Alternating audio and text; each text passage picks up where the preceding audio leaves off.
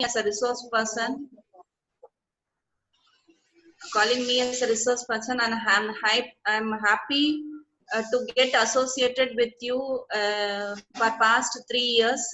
So thank you for inviting me as a resource person. Thank you once again for Prasad sir, and also the teams who are organizing and arranging every year. Every year they are arranging in the benefit of the students. So you are all gifted by Prasad sir, where he is taking very keen interest and very dedicated interest, where he want all the students to clear the NET exams very easily. So in such a way that he is organizing and is running, and keep doing, sir. I will be supporting throughout your program. Keep doing, sir. I'm very happy for you, and also the teams from ARIA. So all the teams, Valka Vadam group, I am very thankful for the Vedadri Maharishi organization. Thank you, sir. So we will start the session. Thank you, ma'am. Okay, ma'am. Thanks. Please, ma'am.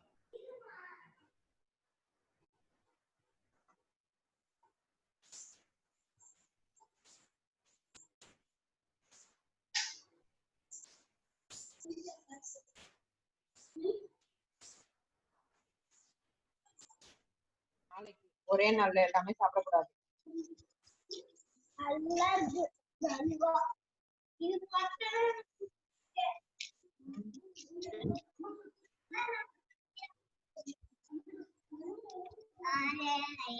ஆனா நான் சொன்னது மட்டும் நீ கேட்காத. நீ சொன்னது மட்டும் நான் செய்யணும். ஆனா நான் சொன்னது மட்டும் நீ கேட்காத. படின்னு சொன்னா படிக்காத. So we will start with the therapeutic yoga unit 8 as per your new syllabus. So what in therapeutic yoga we are going to discuss. Ma'am, your PPT is not visible, ma'am. Sir, அது இது ஆயிட்டு இருக்கு sir, அந்த Okay, thank you, ma'am. Now process ஆயிட்டு இருக்கு sir. Okay, thank you, ma'am. Thank you. அது ஆயிட்டு. இது ஆயிட்டு.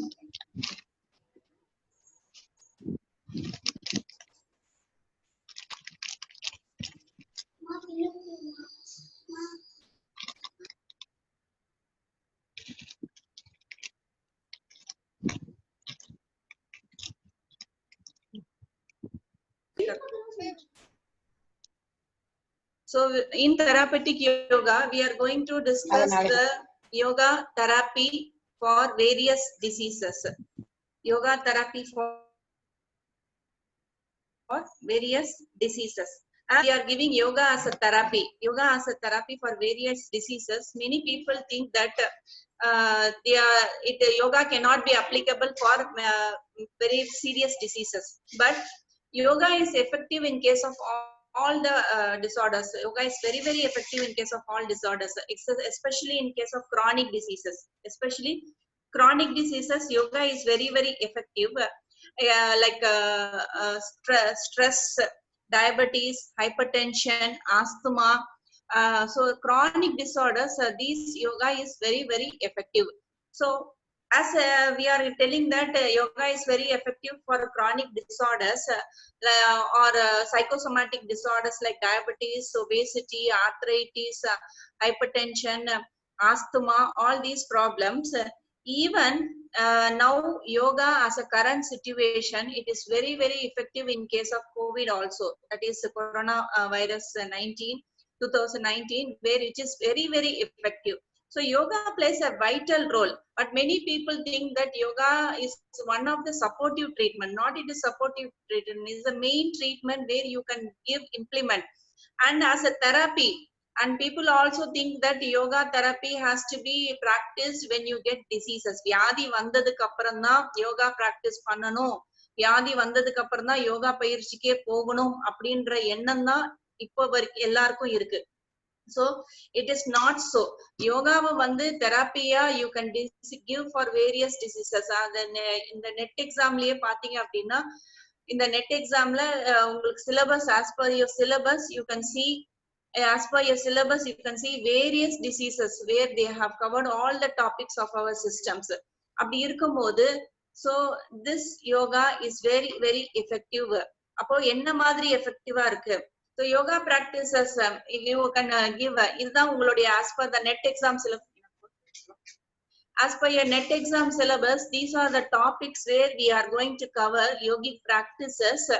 In yogic practices where how the therapy can be given using yoga diet, how it can be given with the yamas and niyamas by following the right social discipline and self-discipline, and also how by following your shat karmas, that is shat kriyas, how it is going to be effective, and also asanas, pranayama, meditation, and change in the lifestyle. So according to the according to yoga practices, how this therapy is going to be implemented in various diseases like respiratory diseases, disorders, endocrine and metabolic, obstetric and gynecology, gastrointestinal, musculoskeletal, neurological and psychiatric. So these various diseases where we are going to cover the topic. So yoga as a contrary subject therapist develops deep sense of essence of subject in general betterment or specific healing. So going one step further, so these shariras or bodies are enclosed and 5 koshas, especially we are going to cover with the 5 koshas. So this is the way when we go for a treatment, normally when you have any symptoms or when you have any problem at your body, this will be reflected as a symptom only. Any issues or any disorders or any imbalance in your body will be reflected only with the symptoms. நமக்குள்ள நம்மளுடைய பாடி வந்து ஏதாவது ஒரு நோய்வாய்ப்பட்டாலோ இல்ல வந்து நமக்கு உடம்புல வந்து ஒரு அசூரியம் ஏற்பட்டாலோ அது எப்படி நமக்கு வந்து வரும் அப்படின்னா ஒரு அறிகுறியா தான் நமக்கு வெளிப்படும். அந்த அறிகுறி அப்படின்றதுதான் நம்ம என்ன சொல்றோம்னா சிம்டம்ஸ். அந்த அறிகுறிகளை தான் நம்ம என்ன சொல்றோம்னா சிம்டம்ஸ். இப்போ இந்த சிம்டம்ஸ பாத்தீங்க அப்படின்னா நம்ம maximum we are all going with the symptomatic ட்ரீட்மெண்டா தான் நம்ம கொண்டு போயிட்டு இருக்கோம். அப்போ தலைவலி வந்துச்சு அப்படின்னா இந்த தலைவலிக்கு நம்ம என்ன பண்றோம் அப்படின்னா அந்த தலைவலிக்கு அந்த பெயினை சப்ரஸ் பண்றதுக்குள்ள மெடிசனை தான் நம்ம எடுத்துக்கிறோமே தவிர அந்த தலைவலி எக்ஸாக்டா ஏன் வருது அடிப்படை காரணத்தை ஆராய்ந்து அந்த அடிப்படை காரணத்துக்கு நம்ம வைத்தியம் கொடுக்கறது இல்லை. அதனாலதான் இப்ப பெரும்பாலான வியாதி நமக்கு சரியாகாம போறதுக்கான காரணமும் அதான். அப்போ அந்த வியாதி சரியாகணும்னா நம்ம அடிப்படையா we have to concentrate on the root cause of the disease. We have to find out the exact cause of the disease, treat the cause of the disease, not the symptoms. So it as a naturopathy, I am a naturopathy doctor, I am a naturopath. Naturopathy and yoga is a two wheel of a cart. So one wheel is naturopathy, one wheel is yoga. This has to go in parallel alignment. If one is going down or other is going down, the vehicle or a cart cannot run. The same way yoga and naturopathy both concentrates இந்த ரெண்டு மருத்துவமும் யோகா மருத்துவமும் இயற்கை மருத்துவமும் எதை நாங்க அடிப்படையா வச்சிருக்கோம்னா அந்த வியாதியை சரி பண்ணணும். அந்த அறிகுறியே கிடையாது. நமக்கு அறிகுறி அப்படின்றது ஒரு வெளிப்பாடுதான். இப்ப உங்களுக்கு உடம்புல வலி அப்படின்றது வர்றதுக்கான காரணம் என்னன்னா அந்த வலிக்குது அப்படின்னா அந்த இடத்துல ஏதோ உபாதையே இருக்கு. அந்த இடத்துல உங்களுடைய உடம்பு ஏதோ பண்ணுது. அதனால அந்த சிம்டம் நம்ம என்ன பண்ணணும் சரி பண்ணணும். அந்த சரி சிம்டம் ஆராய்ந்து அடிப்படை காரணத்தை சரி பண்ணணும். அதுதான் யோகா. அந்த யோகாவோட அடிப்படையில தான் நம்ம போறது என்னன்னா we are going to so WHO என்ன சொல்லியிருக்காங்க ஹெல்த் வந்து என்னன்னா it is a state of physical, mental, social, emotional and spiritual well-being. ஒரு வியாதி இல்ல எனக்கு வியாதியே இல்ல ஒரு absence of disease வந்து நம்ம ஹெல்தியா இருக்கோம்னே அர்த்தம் கிடையாது. If you are absence of disease doesn't mean that you are healthy. You have to be healthy at physical level, mental level, social level, emotional level and spiritual level. அப்ப இதுதான் நம்ம என்ன சொல்றோம் complete health ன்னு சொல்றோம். அப்போ ஒரு வியாதி நமக்கு பாத்தீங்க அப்படின்னா நமக்கு பிசிக்கல் உபாதையினாலையும் வரலாம், ஸ்ட்ரெஸ்னாலையும் வரலாம், இல்ல சமுதாயத்தினால இன்டராக்ஷன்ஸ் பண்ண முடியாதனாலையும் வரலாம். அப்ப இந்த எல்லா அடிப்படையிலும் நீங்க ஆரோக்கியமா இருந்தாதான் முழுமையான ஆரோக்கியம் நம்ம சொல்லும் போது யோகா மருத்துவமும் அதை தான் கான்சென்ட்ரேட் பண்ணுது. So yoga is concentrating on the integrated approach of yoga therapy. Integrated approach of yoga அப்படின்றது என்னன்னா முழுமையா உங்களுடைய உடலை it is concentrating on the whole body and it is observing the whole body and it is treating at all levels of your body. It is treating at all levels of your body. அதுதான் யோகி கான்செப்ட்ல நம்ம என்ன சொல்றோம்னா 5 koshas பஞ்ச கோஷாஸ் அப்படின்னு சொல்றது என்னன்னா 5 sheets of human existence. நம்மளுடைய மனித உடல்ல பாத்தீங்கன்னா 5 நிலைகள்ல நம்மளுடைய உடல் லேயர்ஸ் பிரிஞ்சிருக்கு. அப்போ இந்த 5 லேயரையும் அந்த 5 கோஷங்களையும் நம்ம என்ன பண்ணணும், வைத்திய முறைகள் கொடுக்கணும். யோகா மூலமா, யோகா பிராக்டிசஸ் மூலமா கொடுக்குறோம். அதனாலதான் ஃபர்ஸ்ட் டாபிக்கே ஃபர்ஸ்ட் யூனிட்டே நீங்க பாத்தீங்கன்னா சொல்லியிருப்பாங்க yoga approaches by diet, meditation, asana, pranayama, shatkriyas. இததான் நம்ம என்ன சொல்றோம் 5 கோஷாஸா நம்ம பிரிச்சிருக்கோம். அந்த 5 கோஷாஸ் இது எல்லா ட்ரீட்மெண்டாவும் வந்து கொடுக்கும். ஆனா ஒரு லே பர்சனுக்கு பாத்தீங்கன்னா நார்மலா ஒரு லே பர்சனுக்கு போய் நம்ம யோகாசனம் அப்படின்னு சொன்னோம்னா ஐயோ யோகாவா எனக்கெல்லாம் செய்ய முடியாது, நான் கொஞ்சம் குண்டா இருக்கேன், இல்ல நான் ஒல்லியா இருந்தாலும் எனக்கு பிளெக்சிபிலிட்டி இல்ல அப்படின்னு சொல்லுவாங்க. அது அப்ப என்ன அவங்களோட மைண்ட்ல ஓடுது அப்படின்னா யோகா அப்படின்னாலே கைய கால கஷ்டப்பட்டு வளைச்சு முறுக்கி உட்காரணும் அப்படின்றதுதான் ஒரு சாதாரண ஒரு மனிதருக்கு உள்ள யோகாவோட அர்த்தம். அவங்களுக்கு புரிஞ்சது அவ்வளவுதான். they have understood that it is like where you have to flex your muscles and you have to tighten your bones and twist and make very discomfort posture. It is not like that. So a lay person is thinking only asana is yoga. அதாவது ஆசனம் மட்டும்தான் யோகம் அப்படின்றது நினைச்சிட்டு இருக்காங்க. அப்படி கிடையாது. Asana, pranayama, bandhas, mudras, kriya, meditation, relaxation techniques and diet. So இது எல்லாமே கான்சென்ட்ரேட் பண்ணி நம்ம பண்ணாதான் அது முழுமையான நம்ம யோகா பயிற்சி. நிறைய பேர் சொல்லுவாங்க நான் ஆசனா மட்டும் டெய்லி பண்றேன். ஆசனா மட்டும் பண்றது பிரயோஜனம் கிடையாது. பிரயோஜனம் தான், இல்லைன்னு சொல்லல. But it is not going to give you the complete benefit, complete effect what you want to attain. அப்ப அதனாலதான் நம்ம இந்த integrated approach ன்னு சொல்லும் போது we are going with the integrated approach of treatment. அப்ப இந்த integrated approach of treatmentல 5 கோஷாஸ் ஆர் 5 லேயர்ஸ் இருக்கும்போது பாத்தீங்கன்னா அன்னமய கோஷம், பிராணமய கோஷம், மனோன்மய கோஷம், விஞ்ஞானமய கோஷம், ஆனந்தமய கோஷம். இந்த கோஷங்களை பத்தி எல்லாம் ஏற்கனவே டீடைலா எக்ஸ்பிளைன் பண்ணிருப்பாங்க. அதனால நான் இது டீப்பா நான் போக விரும்பல. இந்த அன்னமய கோஷம் பாத்தீங்கன்னா உங்களுடைய பிசிக்கல் பாடி, பிராணமய கோஷம் pranic body, manomaya kosham is called as mind body, vijnanamaya kosham is called as intellect body, and anandamaya kosham is called as bliss body. So your annamaya kosham is made of 5 bhutas. நம்மளுடைய அன்னமய கோஷம் பாத்தீங்களா 5 பூதங்களால ஆனது. 5 பூதாஸ் நம்மளுடைய அண்டத்தில் உள்ளதுதான் பிண்டம் அப்படின்னு சித்தர்கள் பாடல்கள் எழுதி.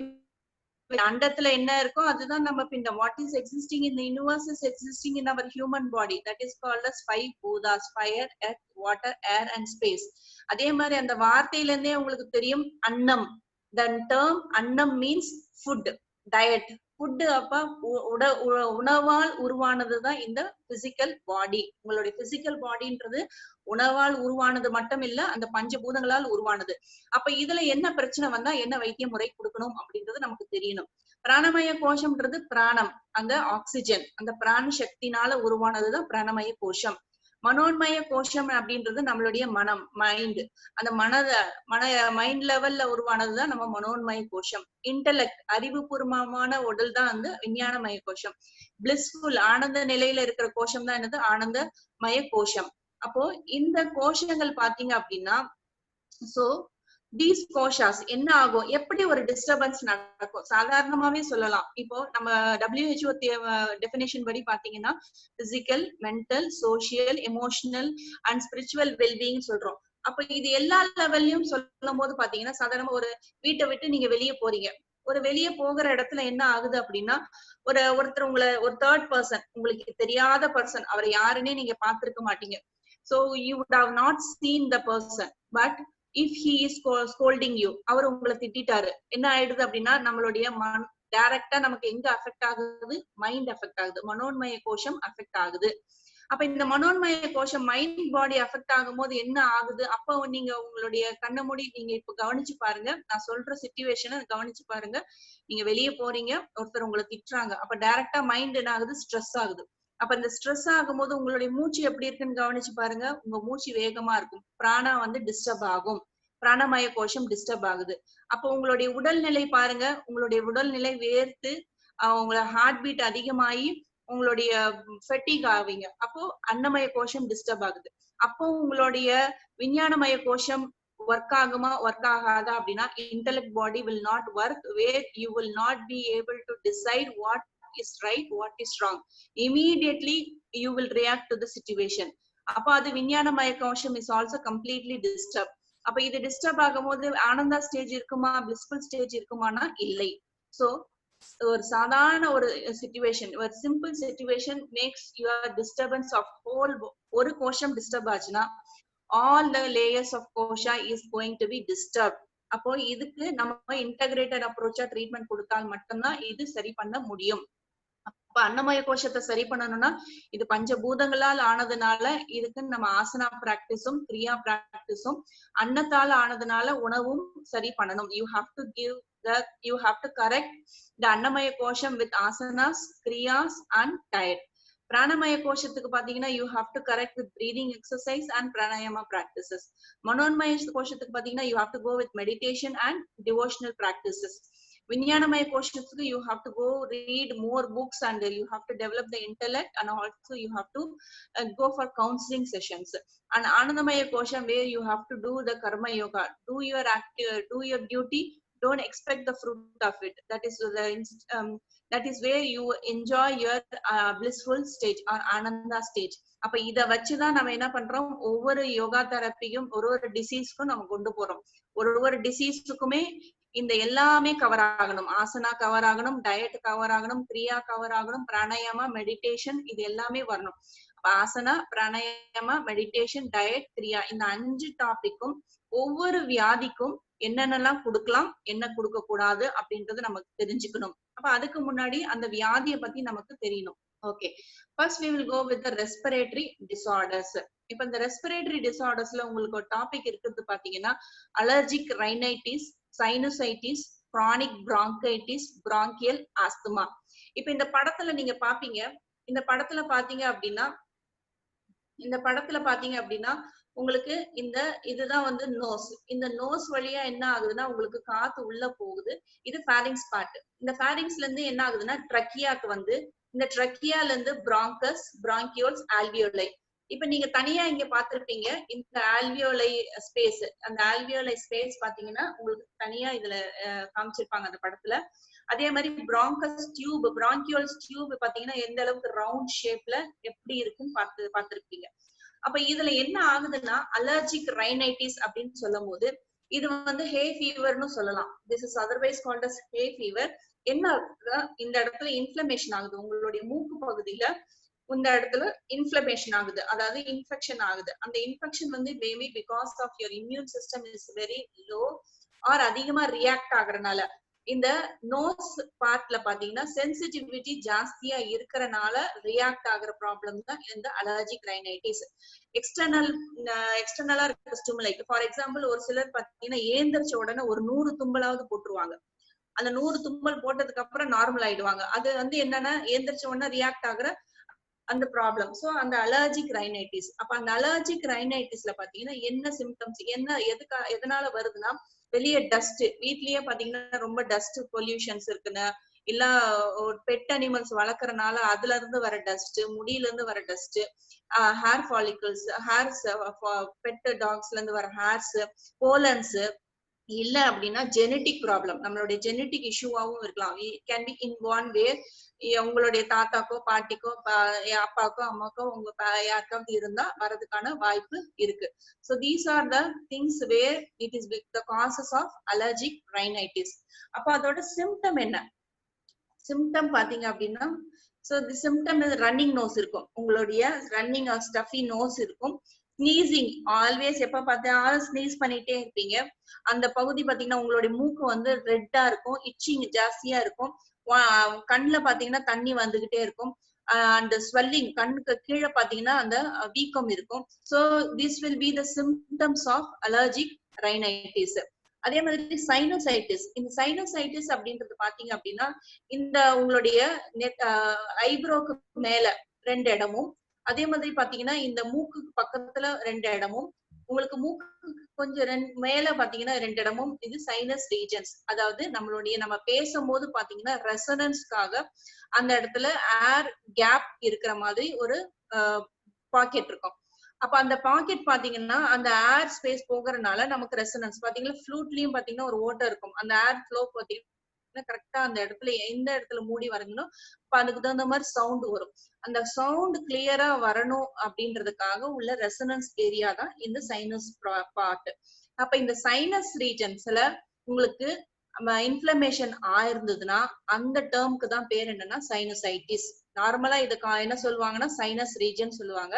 அந்த சைனஸ் ரீஜன் ITIS அப்படின்னு எந்த டேர்முக்கு பின்னாடி போட்டிருந்தாலும் அது இன்ஃப்ளமேஷன் அப்படின்றது அர்த்தம்.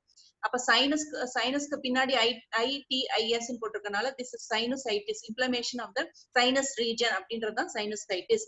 அப்ப இது எந்த இடத்துல எல்லாம் இருக்குன்னு உங்களுக்கு இப்ப தெரிஞ்சிருச்சு. அப்ப இது இன்ஃபெக்ஷன் ஆகுறதுனால உங்களுக்கு அந்த இடத்துல என்ன ஆகும்னா ஹெட்ஏக் ரொம்ப ஜாஸ்தியா இருக்கும், குனிஞ்சா தலைவலிக்கும், அந்த இடத்துல பாரமா இருக்கும். அப்ப இந்த மாதிரி எல்லாம் சிம்டம்ஸ் இருக்கிறதுனா சைனசைட்டிஸ். இது எதனால வருது? பாலிப், அதாவது தசைக்கு வளர்ச்சி, உங்களுடைய மூக்குல தசை வளர்ச்சி இருக்கிறதுனால வரலாம், இல்ல அப்படின்னா போன் குரோத்னால வரலாம், இல்ல nasal septum.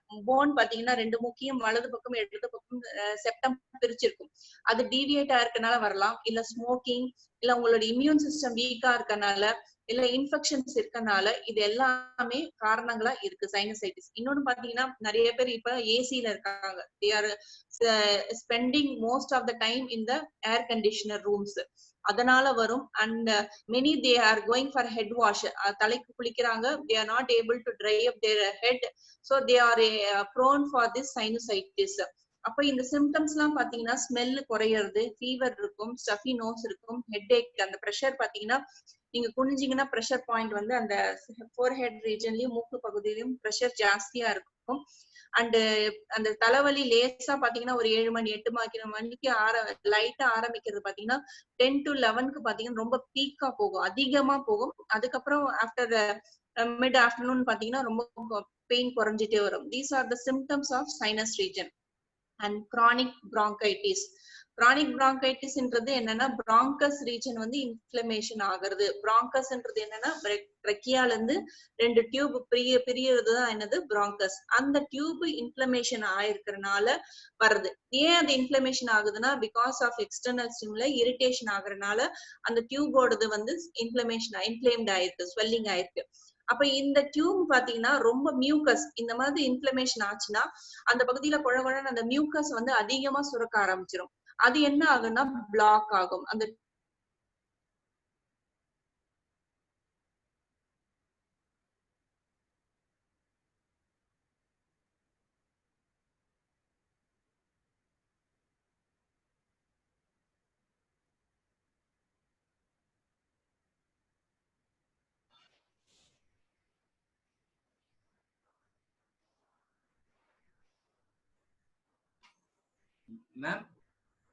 ma'am having humidity. asthma also it is where the bronchus tube இங்க பாத்தீங்க அப்படின்னா உங்களுக்கு நார்மல் டியூப் எப்படி இருக்குன்னு தெரியும், பாக்குற அந்த படம் தெரியுது. அண்ட் ஆஸ்துமாட்டிக் லங்ல பாத்தீங்கன்னா எப்படி சுருங்கி இருக்குன்னு தெரியுது. அப்ப நார்மல் ஏர்வேஸ் பாத்தீங்கன்னா இந்த விரிஞ்சு இருக்கிற கண்டிஷன்ல ஆக்சிஜன் ஃப்ளோவும் கார்பன் டை ஆக்சைடு எக்ஸ்சேஞ்சும் it will be normal and it will be adequate exchange of gases happens when you have the bronchioles. அந்த டியூப் பாத்தீங்கன்னா இருக்கும். ஆனா இதுல பாத்தீங்க அப்படின்னா this will have mucus secretion and also swollen, சுருங்கி இருக்கும். அப்ப சுருங்கி இருக்கும் போது என்ன ஆகாதுன்னா you will not be able to you can breathe in, உங்களால மூச்சு உள்ள இழுக்க முடியும், ஆனா வெளியே விடுறதுக்கு ரொம்ப சிரமமா இருக்கும். சோ அந்த டைட்னஸ் அந்த சுருங்குறதுனால வர அப்ப carbon dioxide and oxygen exchange will not be proper.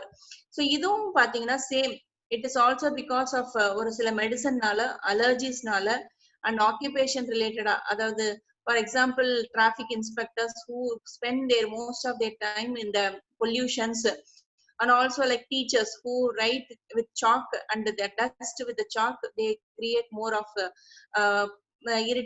means allergies reaction. ஒரு சில உணவுனால ஃபுட்னால வருது, எக்ஸசைஸ் அதிகமா பண்ணாலும் உங்களுக்கு வந்து இந்த மாதிரி ஆஸ்துமாட்டிக் இன்டியூஸ் ஆகலாம்.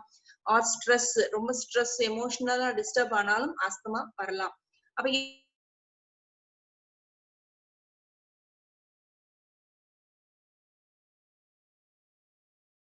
மூச்சு உள்ள இழுக்கும் போது அவங்க நார்மலா பிரீதிங் பண்ணுவாங்க.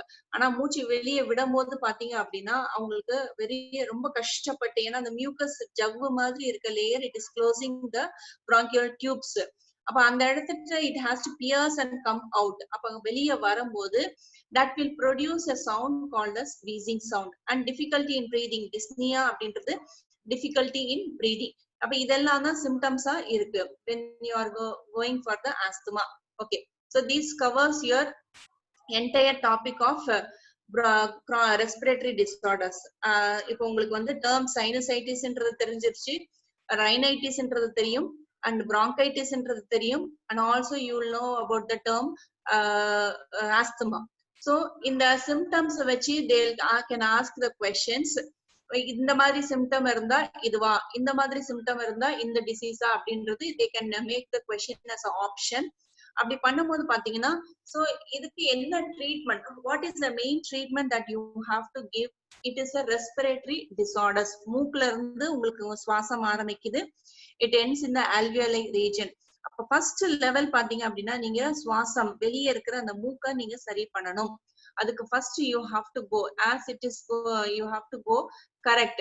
அப்ப இந்த சைனசைட்டிஸ், ரைனைட்டிஸ் அப்படின்னு சொல்லும் போது உங்களுடைய மூக்குல லெவல்ல தான் இந்த அலர்ஜிக் ஆரம்பிக்குது. சைனசைட்டிஸ்லயும் உங்களுடைய ரைனைட்டிஸ்லயும் பாத்தீங்க அப்படின்னா மூக்குல இன்ஃப்ளமேஷன் ஆகி இங்க ஸ்வெல்லிங் ஆகுறதுனால வர ப்ராப்ளம். அப்ப இந்த இடத்துக்கு நீங்க சரி பண்ணணும்னா the first main treatment will be jalaneti and sutraneti. இது ரெண்டு தான் ரொம்ப ரொம்ப முக்கியமான treatment, jalaneti and sutraneti. Where the hyper irritability or hypersensitivity of the nose is gradually reduced, where the allergic reaction to the external stimuli or the external pollens or dust will be reduced.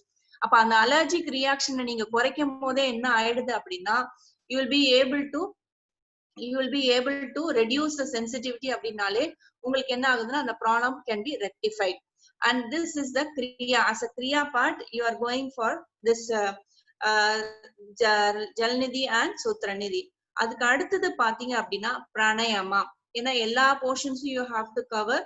The main first part which plays in the respiratory disorder is kriya. Second பாத்தீங்கன்னா pranayama. பிராணாயாமால you have to go for stimulating or excreting pranayama சொல்லும் போது Kapalbhati plays a major role. Kapalbhati அப்படின்றது ஃபோர்ஸ்ஃபுல்லா நீங்க exhale பண்ணுவீங்க, பாசிவா inhale பண்ணுவீங்க. இந்த Kapalbhati plays a vital role in expelling the air out.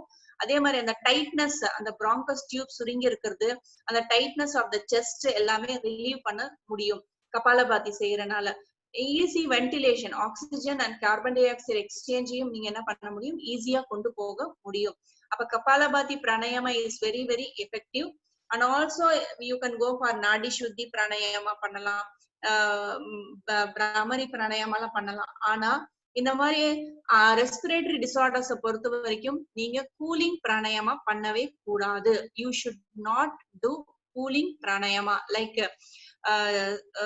you should not go for sadanta, sheetali, sheetkari, இந்த மாதிரியான குளிர்ச்சி உண்டாக்கும் பிராணாயாமம் you should not do. அதை செய்யவே கூடாது. ஏன்னா ஏற்கனவே பாத்தீங்கன்னா சீசனல், வின்டர் சீசனோ இல்ல ரெய்னி சீசனோ இல்ல கிளைமேட் டல்லா ஆகும் போதும் என்ன ஆகுதுன்னா இதோட அலர்ஜிக் ரியாக்ஷன் நமக்கு இன்டியூஸ் ஆகும், அதிகமாகும், தூண்டிவிடும்.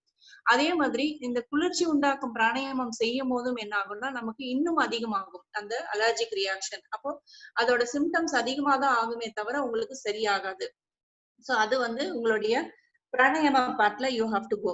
ஆசனால என்ன பண்ணலாம் அப்படின்னா உங்களோட ரெஸ்பிரேட்டரி நுரையீரல் சம்பந்தப்பட்டதா இருக்கிறனால you have to go for backward bending posture. உங்க பேக் பெண்டிங் போஸ்டர் பண்ணும் போது என்ன ஆகும் அப்படின்னா செஸ்ட் எக்ஸ்பேண்ட் ஆகும். You are expanding your chest. அப்ப இந்த செஸ்ட் எக்ஸ்பேண்ட் ஆகும் போது உங்களுக்கு அந்த சுவாசம், அந்த tightness of your chest is relieved.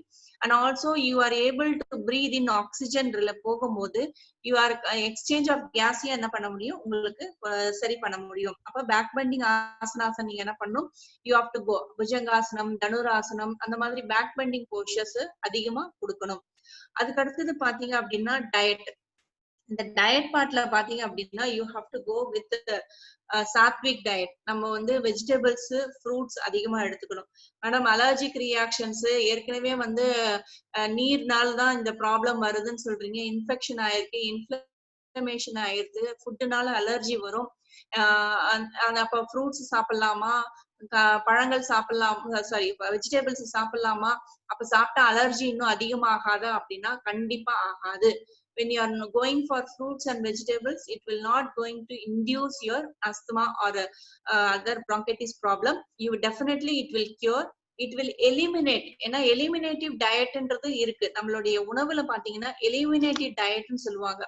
அதாவது நீர் சத்து உள்ள பொருட்கள், அதாவது வாழைத்தண்டு,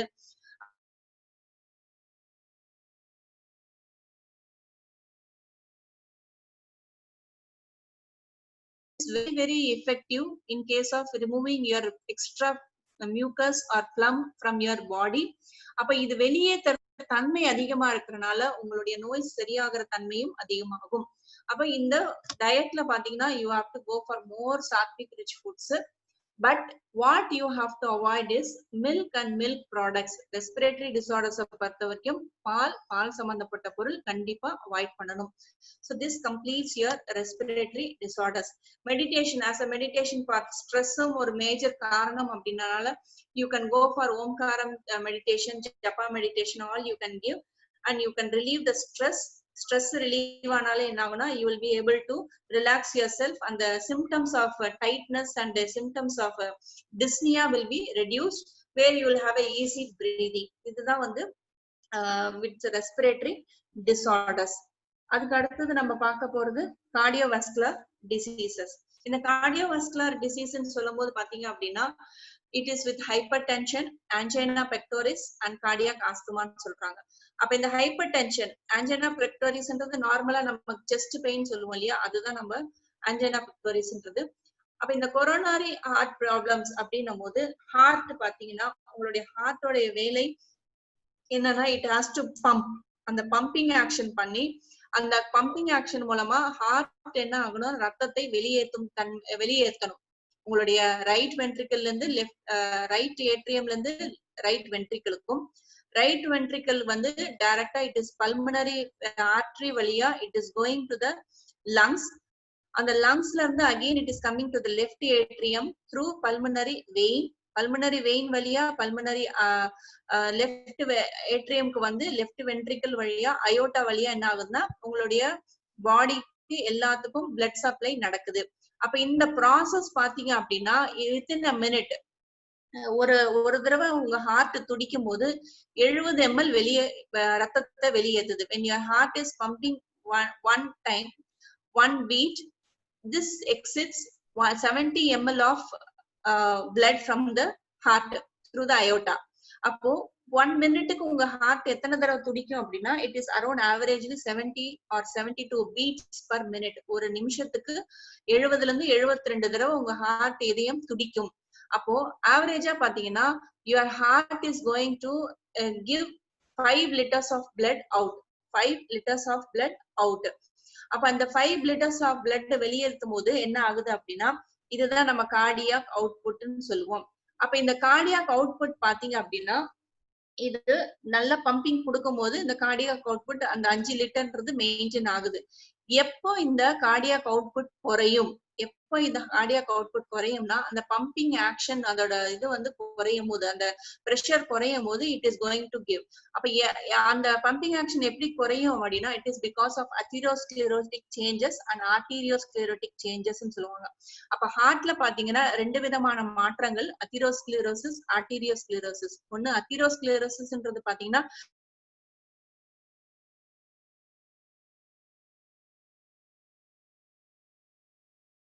அப்படின்னா படிமானம், அந்த பிளேக்ஸோட படிமானம், கொலஸ்ட்ராலோட படிமானம் கொஞ்சம் கொஞ்சமா டெபாசிட் ஆயிட்டு என்ன ஆகுதுன்னா நாளடைவுல ரெண்டு பக்கமும் அடைப்பு ஏற்பட்டு அந்த பிளட் ஃப்ளோவே நின்னு போயிடுது. அந்த பிளட் ஃப்ளோ நிக்கும் போது பாத்தீங்கன்னா அங்க ஏன்னா கொரோனரி ஆர்டரிஸ் அப்படின்ற ஆர்டரி தான் ஹார்ட்டுக்கு ரத்தத்தை கொண்டு போகி சேர்க்கிற அந்த ஹார்ட் மசிலுக்கு சப்ளை பண்ற பிளட் சப்ளை பண்ற artery. So the coronary artery is the artery which is supplying the blood to the heart muscles. அப்போ அந்த கொரோனரி ஆர்டரிஸ்ல பிளாக்கேஜஸ் ஆகுச்சுன்னா என்ன ஆகும்னா ஹார்ட் மசில்ஸ்க்கு வந்து பிளட் சப்ளை குறையும். This is called as ischemic heart attack ன்னு சொல்லுவாங்க R myocardial infarction. அப்படின்றது என்னன்னா ரத்தம் குறையறனால வர பிரச்சனை. அப்போ இந்த இடத்துல பாத்தீங்க அப்படின்னா இந்த ஹார்ட் வந்து பிளாக்கேஜ் ஆயிடுச்சு. அப்ப ரெண்டு சைடும் பிளாக்கேஜ் ஆயிடுச்சு அப்படின்னா அந்த muscles around the heart will not receive the proper blood circulation. அப்ப அங்க இருக்கிற செல்ஸ் எல்லாம் என்ன ஆகும்னா இறந்து போயிடும். அப்ப இந்த pumping action will be slow down or the pumping action will be reduced. அப்போ இந்த கார்டியாக் அவுட்புட் குறையும். Or otherwise because of stress, because of your diet habit அந்த ஆர்டரியோடது என்ன ஆகும் சுருங்கும், ஸ்பாசம் ஆயிடும். அப்ப இது சுருங்குறனாலையும் என்ன ஆகும்னா ரத்தம் தடைப்படும். ஒண்ணு அத்தீரோஸ்க்ளீரோட்டிக் சேஞ்சஸ் இல்லைன்னா ஆர்டீரியோஸ்க்ளீரோட்டிக் சேஞ்சஸ். இதனால உங்களுக்கு ஹார்ட் அந்த கொரோனரி ஆர்டரிஸ்க்கு அந்த பிளட் வந்து குறையும் போது ஹார்ட் அட்டாக்ஸ் வருது. அப்போ இதுக்கு பாத்தீங்க அப்படின்னா மேஜர் காரணம் உங்களுடைய டயட். இப்ப இந்த இதுல பாத்தீங்க அப்படின்னா இதுல உடைஞ்சிருச்சுன்னா இந்த பிளேக்ஸ்ன்னு சொல்றது என்னன்னா when it is collecting the cholesterol which is collected அது break down ஆச்சுனா break down ஆகும்போது என்ன ஆகுனா it is going to supply to the brain. அப்ப stroke வரதுக்கான வாய்ப்பும் இருக்கு. அப்போ இது வரதுக்கான காரணம் பாத்தீங்க அப்படின்னா கொலஸ்ட்ரால் அதிகமா இருக்கனால உங்களோட உடம்புல food cholesterol rich food, oil rich foods, fried foods அதிகமா சாப்பிடுறதுனால நேத்து சாப்பிட்டு இன்னைக்கு எனக்கு ஹார்ட் அட்டாக் எல்லாம் வராது. இந்த கொலஸ்ட்ராலோட பரிமாணம் பாத்தீங்கன்னா from childhood it is collected.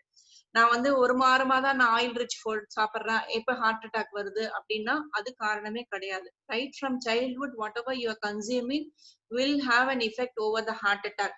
அப்ப இந்த ஹார்ட் அட்டாக் அந்த ஹை பிளட் பிரஷர் இருக்கிறதுனால, ஸ்மோக்கிங் ஹேபிட் இருந்துச்சுன்னா, அண்ட் ஒபேசிட்டி உடல் பருமன் அதிகமா இருந்ததுன்னா, இல்ல சாப்பிடுறது அதிகமா இருக்கு, கொலஸ்ட்ரால் ரிச் ஃபுட் அதிகமா சாப்பிடுறோம் ஆனா பிசிக்கல் ஆக்டிவிட்டி கம்மியா இருக்கனால வர ப்ராப்ளம்ஸ் தான் இந்த ஹார்ட் அட்டாக்ஸ்.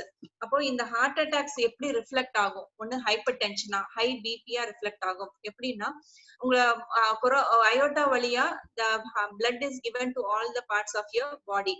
அப்போ உங்களுக்கு ஆர்டீரியல் பிளட் பிரஷர் எடுக்கும் போது பாத்தீங்க அப்படின்னா இந்த ஹார்ட் ஹெவியா பிரஷர் கொடுத்து பம்ப் பண்ணி பிளட் புஷ் பண்றது நீங்க இந்த பிபி அப்பரேட்டஸ் வச்சு செக் பண்ணும்போது 120/80 120/80 mm ஆஃப் மெர்க்குரி அப்படின்றத normal blood pressure. Normal blood பிரஷர்ன்றது என்னன்னா 120/80 mm ஆஃப் மெர்க்குரி ஹெச்டின்னு சொல்லுவாங்க. அப்ப இது நார்மல் லெவல். அப்ப இந்த மாதிரி ப்ராப்ளம்ஸ் இருந்துச்சுன்னா அத்தீரோஸ்க்ளீரோட்டிக் ப்ராப்ளம்ஸோ இல்ல ஆர்டீரியோஸ்க்ளீரோட்டிக் ப்ராப்ளம்ஸ் இருந்ததுனால் this will be reflected. எப்படி ரிஃப்ளெக்ட் ஆகும்னா ஹை பிபியா ரிஃப்ளெக்ட் ஆகும். 140/100 140/100 or 150/100 or 150/110 அப்படின்ற மாதிரி 140க்கு மேலேயே 100க்கு மேலேயும் காட்டும். அப்ப இதெல்லாம் என்ன சொல்லுவோம் அப்படின்னா ஹை பிபி. இந்த ஹை பிபி வரதுக்கான காரணம் ஸ்ட்ரெஸ், இந்த cholesterol level, smoking, lack of physical activity தான். அப்ப இந்த ஹை பிபி தான் நம்மள ஹை பிளட் பிரஷர்னு சொல்லுவோம். அதுல ஒரு சிம்டம் தான் என்னன்னா இந்த ஹை பிபி வரும்போது பாத்தீங்க அப்படின்னா சிம்டம்ஸே இருக்காது. ஹார்ட் அட்டாக்ல பாத்தீங்கன்னா mild attack, severe attack, first attack, second attack, third அட்டாக்னு சொல்லுவாங்க. That is based on the level of blockages that you have in the arteries. உங்களுடைய ஆர்டரியில எந்த அளவுக்கு அடைப்பு இருக்கோ அதை பொறுத்துதான் இந்த சிவியர் அட்டாக்கா மைல்டு அட்டாக்கா அப்படின்றது. அப்போ ஒரு சிலருக்கு பாத்தீங்கன்னா பிளாக்கேஜஸ் நிறைய இருக்கும் ஆனா சிம்டமே இல்லாம இருக்கும். சைலண்டா இஸ்கீமியா, சைலண்டா பிளட் சப்ளை குறைஞ்சி அதனால வர்றது. அடுத்தது பாத்தீங்கன்னா செஸ்ட் பெயின். இதைதான் நம்ம என்ன சொல்லுவோம்னா ஆன்ஜைனா பெக்டோரிஸ் அப்படின்னு சொல்லுவோம். இந்த செஸ்ட் பெயின் அப்படின்றத உங்களுக்கு பாத்தீங்கன்னா இந்த செஸ்ட் பெயின் வந்து உங்களுடைய செஸ்ட்ல இருந்து அப்படியே லெஃப்ட் ஹேண்டுக்கு ஃபுல்லா ரேடியேட் ஆகும். இந்த செஸ்ட் பெயின் இருக்கும் போது பாத்தீங்கன்னா ஸ்வெட்டிங் இருக்கும். இதுதான் நம்ம ஆன்ஜைனா பெக்டோரியஸ் ஆர் செஸ்ட் பெயின் சொல்றோம். அப்ப இந்த சிம்டம்ஸ் இருக்கும். ஷார்ட்னஸ் ஆஃப் பிரெத் இருக்கும். ஹார்ட் அட்டாக்ஸ் டைரக்டா மசில் வந்து என்ன பிளாக் பண்ணிடும். அடுத்தது பாத்தீங்க அப்படின்னா ஆன்ஜைனா பெக்டோரிஸ். இந்த ஆஞ்சனா பெக்டோரிஸ் தான் நம்ம இப்ப என்ன டிஸ்கஸ் பண்ணோம்னா செஸ்ட் பெயின்னு சொன்னோம். இத வந்து பிளாக்கேஜஸ், ஆர்டீரியோஸ்க்ளரோசிஸ், அந்த narrowing of the artery இல்லைன்னா blockage of the arteryனால வருது. அப்ப அந்த இஸ்கீமியான்றது என்னன்னா blood supply குறையிறது. அப்ப அந்த blood supply குறையறனால அந்த மசில்ஸ் டை ஆகுறனால ஹார்ட் பம்பிங் ஆக்ஷன் ஸ்டாப் ஆகுறனால வர ப்ராப்ளம். அப்ப இது ஒரு சிம்டம். ஆஞ்சைனா பெக்டோரிஸ்ன்றது just a symptom, it is not a disease. நமக்கு ஹார்ட்ல ப்ராப்ளம் இருக்கு அப்படின்றத வெளிப்படுத்தக்கூடிய தன்மை தான் இந்த செஸ்ட் பெயின்ன்றது. அது அப்ப அந்த ஆஞ்சியோனா பெக்டோரிஸ்ன்றது மெடிக்கல் டேர்ம். அப்ப இதெல்லாம் பாத்தீங்கன்னா எப்படி இந்த செஸ்ட் பெயினோட ரிஃப்ளெக்ஷன் எப்படி உங்களுக்கு சிம்டமா தெரியும்னா, ஹார்ட் வந்து பாத்தீங்கன்னா பிசிக்கல் எக்ஸசைஸ் பண்ணும்போது அதிகமா ஒர்க் ஆகணும். அப்ப உங்களுக்கு மூச்சு வாங்கும். கொஞ்ச தூரம் நடந்தீங்கனாலே மூச்சு வாங்கும். அப்ப அந்த மூச்சு பிசிக்கல் எக்ஸர்ஷன். அப்புறம் கொஞ்ச தூரம் இது பண்ணீங்கனாலும் உங்களுக்கு வந்து ஒரு அந்த பிசிக்கல் எக்ஸர்ஷன் பாத்தீங்கன்னா 5 minutes to 10 minutes or more than that இருக்கும். அதே மாதிரி பாத்தீங்கன்னா ரெஸ்ட் எடுக்கும் போது இல்லைன்னா மெடிசன் சாப்பிடும் போது ரிலீவ் ஆகலாம். அண்ட் கேஸ் ஆர் இன்டைஜஷன் மாதிரி ஒரு ஃபீல் வரும். அப்ப அந்த டைம்ல பாத்தீங்கன்னா chest it is confused with means chest burn and also heart chest pains. அப்ப அதெல்லாம் நீங்க பாத்தீங்க அப்படின்னா யூ ஹாவ் டு ஐடென்டிஃபை. அப்ப இதுக்கான ட்ரீட்மெண்ட் என்ன பண்றாங்க நார்மலா, இதுதான் normal treatment which is given. பாத்தீங்க அப்படின்னா ஸ்டண்ட் வைக்கிறது இல்லைன்னா பலூனிங் எஃபெக்ட். இது பண்ணும்போது என்ன ஆகும்னா அந்த நேரோ ஆன ஆர்டரிஸ், அப்போ அந்த பிளேக்ஸ் இருந்ததுன்னா அந்த அடப்பை என்ன பண்றாங்க, they are giving with the stent or with the ballooning effect, they are widening or narrowed artery என்ன பண்றாங்க widen பண்ணி the blood flow increase பண்றாங்க. So this is what the surgical treatment which is given for the major cases of cardiac problems. ஆனால் இது நம்ம யோகா பிராக்டிசஸ்ல நம்ம என்ன பண்ண முடியும் அப்படின்னா, இந்த ஹை பிபி வராமல், கொரோனரி ஹார்ட் ப்ராப்ளம்ஸ் வராமல், இந்த பிளாக்கேஜஸ், பிளேக்ஸ் கலெக்ஷன்ஸோ இல்ல நேரோயிங் ஆஃப் த ஆர்டரிஸ். ஏன் நேரோயிங் ஆஃப் த ஆர்டரிஸ் வருதுன்னா மெயின் ரீசன் இஸ் ஸ்ட்ரெஸ். இன்னொன்னு diet, high salt intake, junk foods, fast foods இந்த மாதிரி எடுத்துக்கிறதுனால வருது. ஏன் வந்து அத்திரோஸ்க்ளரோட்டிக் சேஞ்சஸ் வந்து பிளேக்ஸ் கலெக்ஷன் வருதுன்னா high cholesterol rich foods, fried foods சாப்பிடறதுனால. அப்போ இதெல்லாம் நம்ம வந்து அவாய்ட் பண்ணணும் அப்படின்னா இந்த ஸ்ட்ரெஸ் ஃபுட்டு தான் நமக்கு மெயின் ப்ராப்ளம் வித் ஹார்ட். அப்ப இந்த ஸ்ட்ரெஸ் குறைக்கிறதுக்கு the main yoga solution will be meditation and pranayama practices. அப்போ இதுக்கெல்லாம் காரணம் பாத்தீங்கன்னா obesity, stress, inactivity, psychological factors, ageing factors ஒரு காரணம். அண்ட் ஆல்சோ வந்து எமோஷன்ஸ், எக்ஸைட்மெண்ட்ஸ் அதிகமாகறதுனால. அப்ப இந்த சிம்டம்ஸ் எப்படி வெளிப்படுத்துன்னா டயர்ட்னஸ் ஆகும், ஹெட்ஏக், பிரீதிங் டிஃபிகல்ட்டி, அப்புறம் விஷன் ப்ராப்ளம்ஸ், இதெல்லாம் வந்து பாத்தீங்கன்னா ஹை பிபில வர சிம்டம்ஸ். அப்ப இதை நீங்க ப்ரிவென்ட் பண்ணணும்னா regular medical checkups. After 40 you have to go for regular medical checkups. Blood ப்ரெஷரை மானிட்டர் பண்ணணும், கொலஸ்ட்ரால் லெவலை மானிட்டர் பண்ணணும். ஸ்மோக்கிங் பண்ணிட்டு இருந்தா ஸ்மோக்கிங் ஸ்கிப் பண்ணணும். ரெகுலர் எக்ஸசைஸ் கொடுக்கணும். And also you have to maintain your obesity level, அந்த ஒபேஸ் வந்து அதிகமாகாமல் பார்த்துக்கணும். And also you have to give for healthy diet and stress free. இது மெயின் நமக்கு பார்க்க வேண்டியது. அப்ப ஆசனால பாத்தீங்க அப்படின்னா இந்த மாதிரி ஹார்ட் ப்ராப்ளம்ஸ் வந்துருச்சு, எனக்கு ஹை பிபி இருக்கு, அந்த இருக்கும் போது நான் வந்து என்னென்ன பண்ணலாம் அப்படின்னா you can go for balancing or simple asanas. Ardhakati chakrasana, bhujangasanam, ekapadasanam, breathing exercise இந்த மாதிரி போகலாம். இல்ல எனக்கு வராமல் தடுக்கணும்னா you can go for all practices, even surya namaskaram. வந்ததுக்கு அப்புறம் under the guidance of the yoga therapist you have to go with simple asanas பண்ணணும். அப்ப இது பண்ணும்போது என்ன ஆகும் அப்படின்னா நீங்க உங்களுக்கு எக்ஸ்டர்னலா உங்களுடைய பாடி டயர்ட் ஆச்சுனாலோ, உங்களுக்கு பாடி சோர்வாச்சுனாலோ நீங்க ஒரு ஸ்பா சென்டர்ஸ்க்கோ இல்ல உங்க வீட்டுல யாரையாவது வச்சு நீங்க மசாஜ் பண்ணி நீங்க என்ன பண்ணலாம், அந்த பிசிக்கல் ஃபெட்டிகை ரிலீவ் பண்ண முடியும். ஃபார் எக்ஸாம்பிள் உங்க ஹார்ட் டயர்ட் ஆயிடுச்சு, உங்க ஹார்ட் ஃபெட்டிக் ஆயிடுச்சு, உங்க ஹார்ட்ல வந்து அந்த கொலஸ்ட்ரால் அக்யூமுலேஷன் இருக்கு, பிளட் சப்ளை ப்ராப்பரா இல்ல, அதை இன்க்ரீஸ் பண்ணணும்னா என்ன பண்ணுவீங்க, ஹார்ட்டை வெளியே எடுத்து நம்ம மசாஜ் பண்ணியா உள்ள வைக்க முடியும்? இல்ல லங்ஸ்ல ப்ராப்ளம் வந்ததுன்னா லங்ஸை வெளியே எடுத்து மசாஜ் பண்ணியா உள்ள வைக்க முடியும்? இதுக்கெல்லாம் வந்து நம்ம ஒரு யாரும் இன்னும் இது ஆனுவல் மெயின்டெனன்ஸும் போடல, இதுக்கு இன்னும் கம்பெனியும் உருவாகல. மேபி கம்பெனி ஈஸியா சீக்கிரம் வரலாம் நம்ம, ஏன்னா பப்ளிக்கோட லேசினஸ்க்கான இண்டிவிஜுவல் லேசினஸ் இப்ப அடிப்படையா தனி மனித ஒழுக்கம் டிசிப்ளின் சரியில்லாததுனாலதான் பல வியாதிகள் வருது. அவங்களுடைய ஒழுக்கம் ஆற டிசிப்ளின் யமாஸ் அண்ட் நியமாஸ கரெக்டா ஃபாலோ பண்ணால் இது வியாதி வர்றதுக்கான வாய்ப்பே இல்லை. அப்படி இருக்கும்போது இந்த அடப்பு வந்து நான் எடுக்கணும், இந்த பிளாக்கேஜஸ் வந்து எடுக்கணும், இந்த I want to increase the blood supply na, there is no companies or no centers to massage your heart and keep it inside. அப்ப அத பண்றதுக்கான ஒரே வழி it is with asanas. Only with asanas you can massage your heart. Asana பண்ணும்போது நீங்க நல்லா compress பண்றீங்க, நல்லா ஸ்ட்ரெச் பண்றீங்க, ட்விஸ்டிங் மூவ்மெண்ட் கொடுக்குறீங்க அண்ட் இன்வர்ஷன்ஸ் எல்லாம் பண்ணும்போது the blockages will not happen. அப்போ இத வராமல் தடுக்கிறதுக்கு prevention method yoga practices you can to.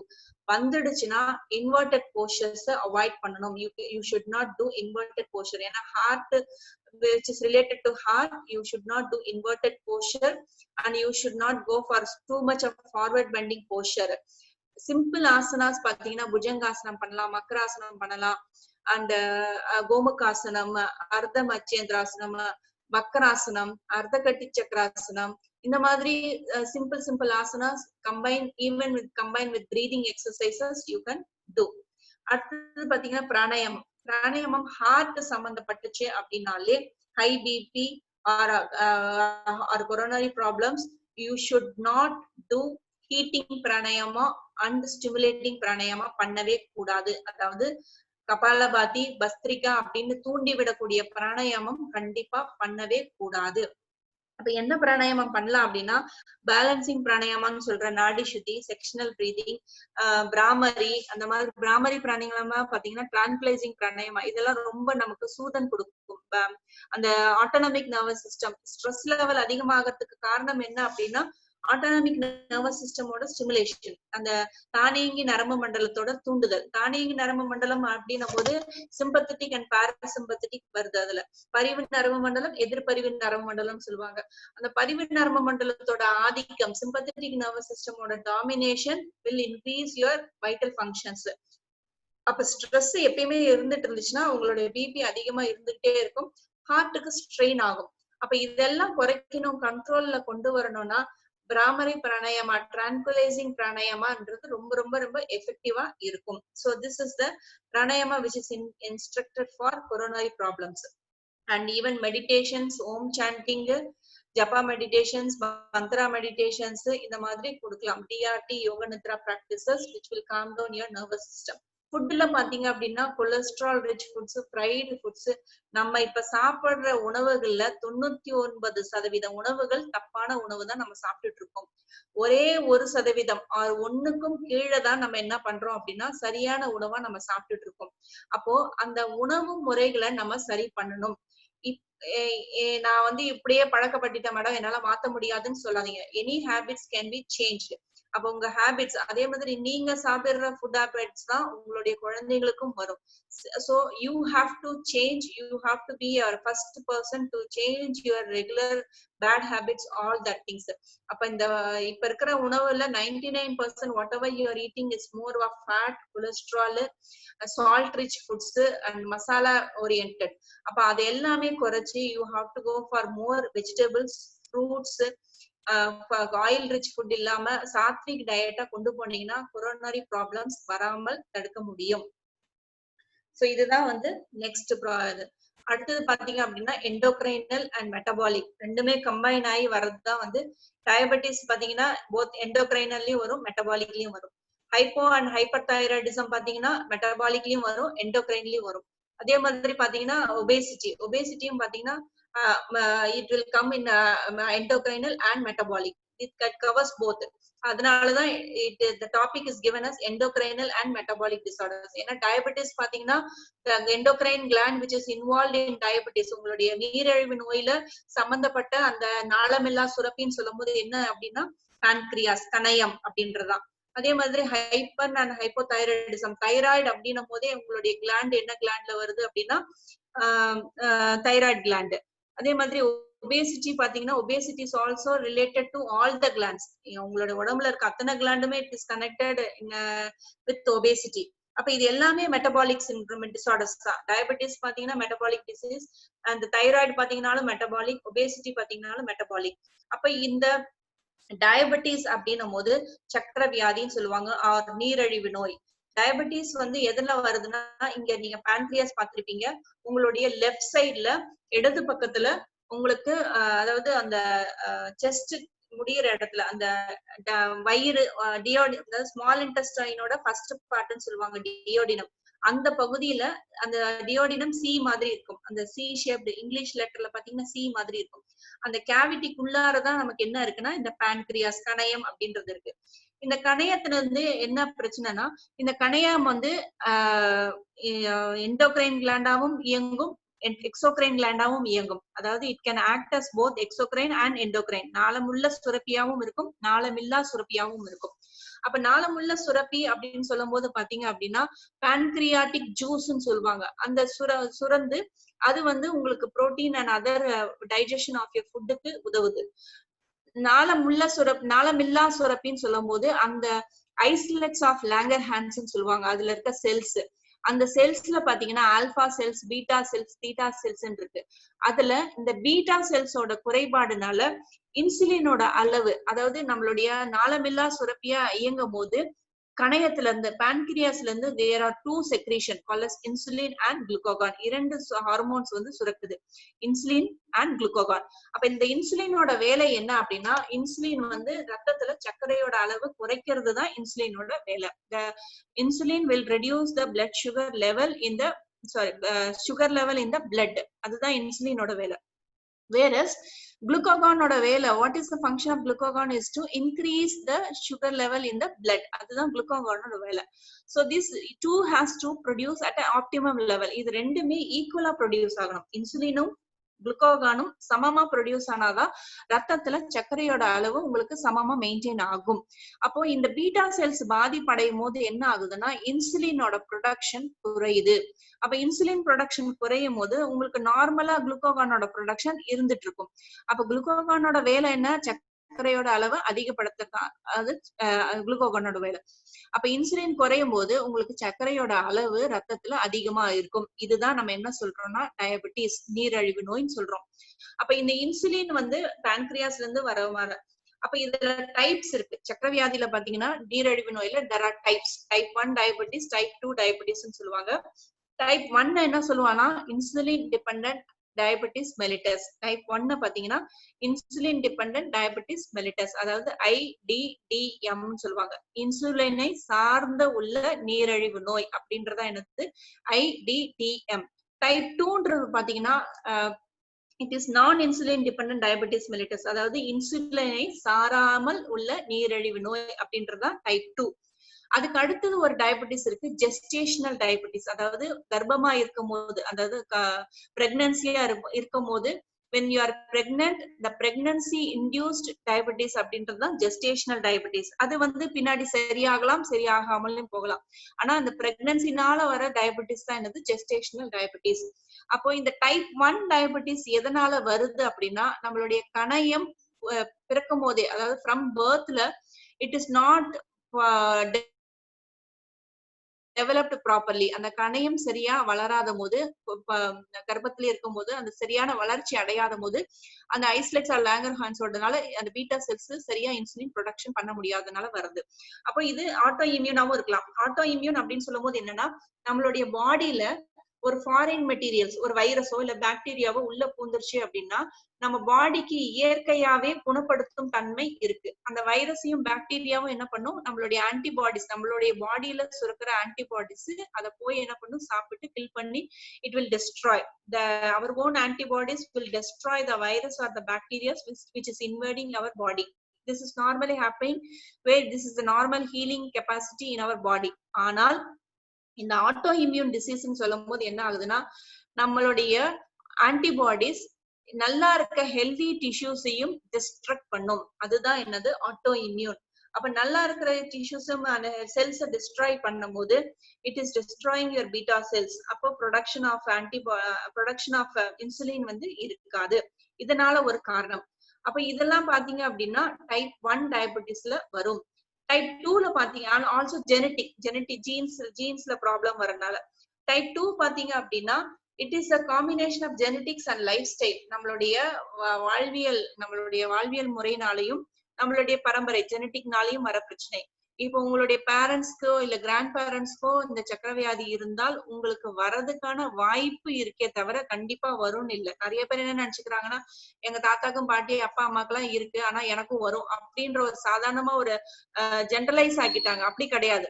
there are chances for you to get diabetes தவிர உங்களுக்கு கட்டாயம் இருக்கும் அப்படின்ற அர்த்தம் கிடையாது.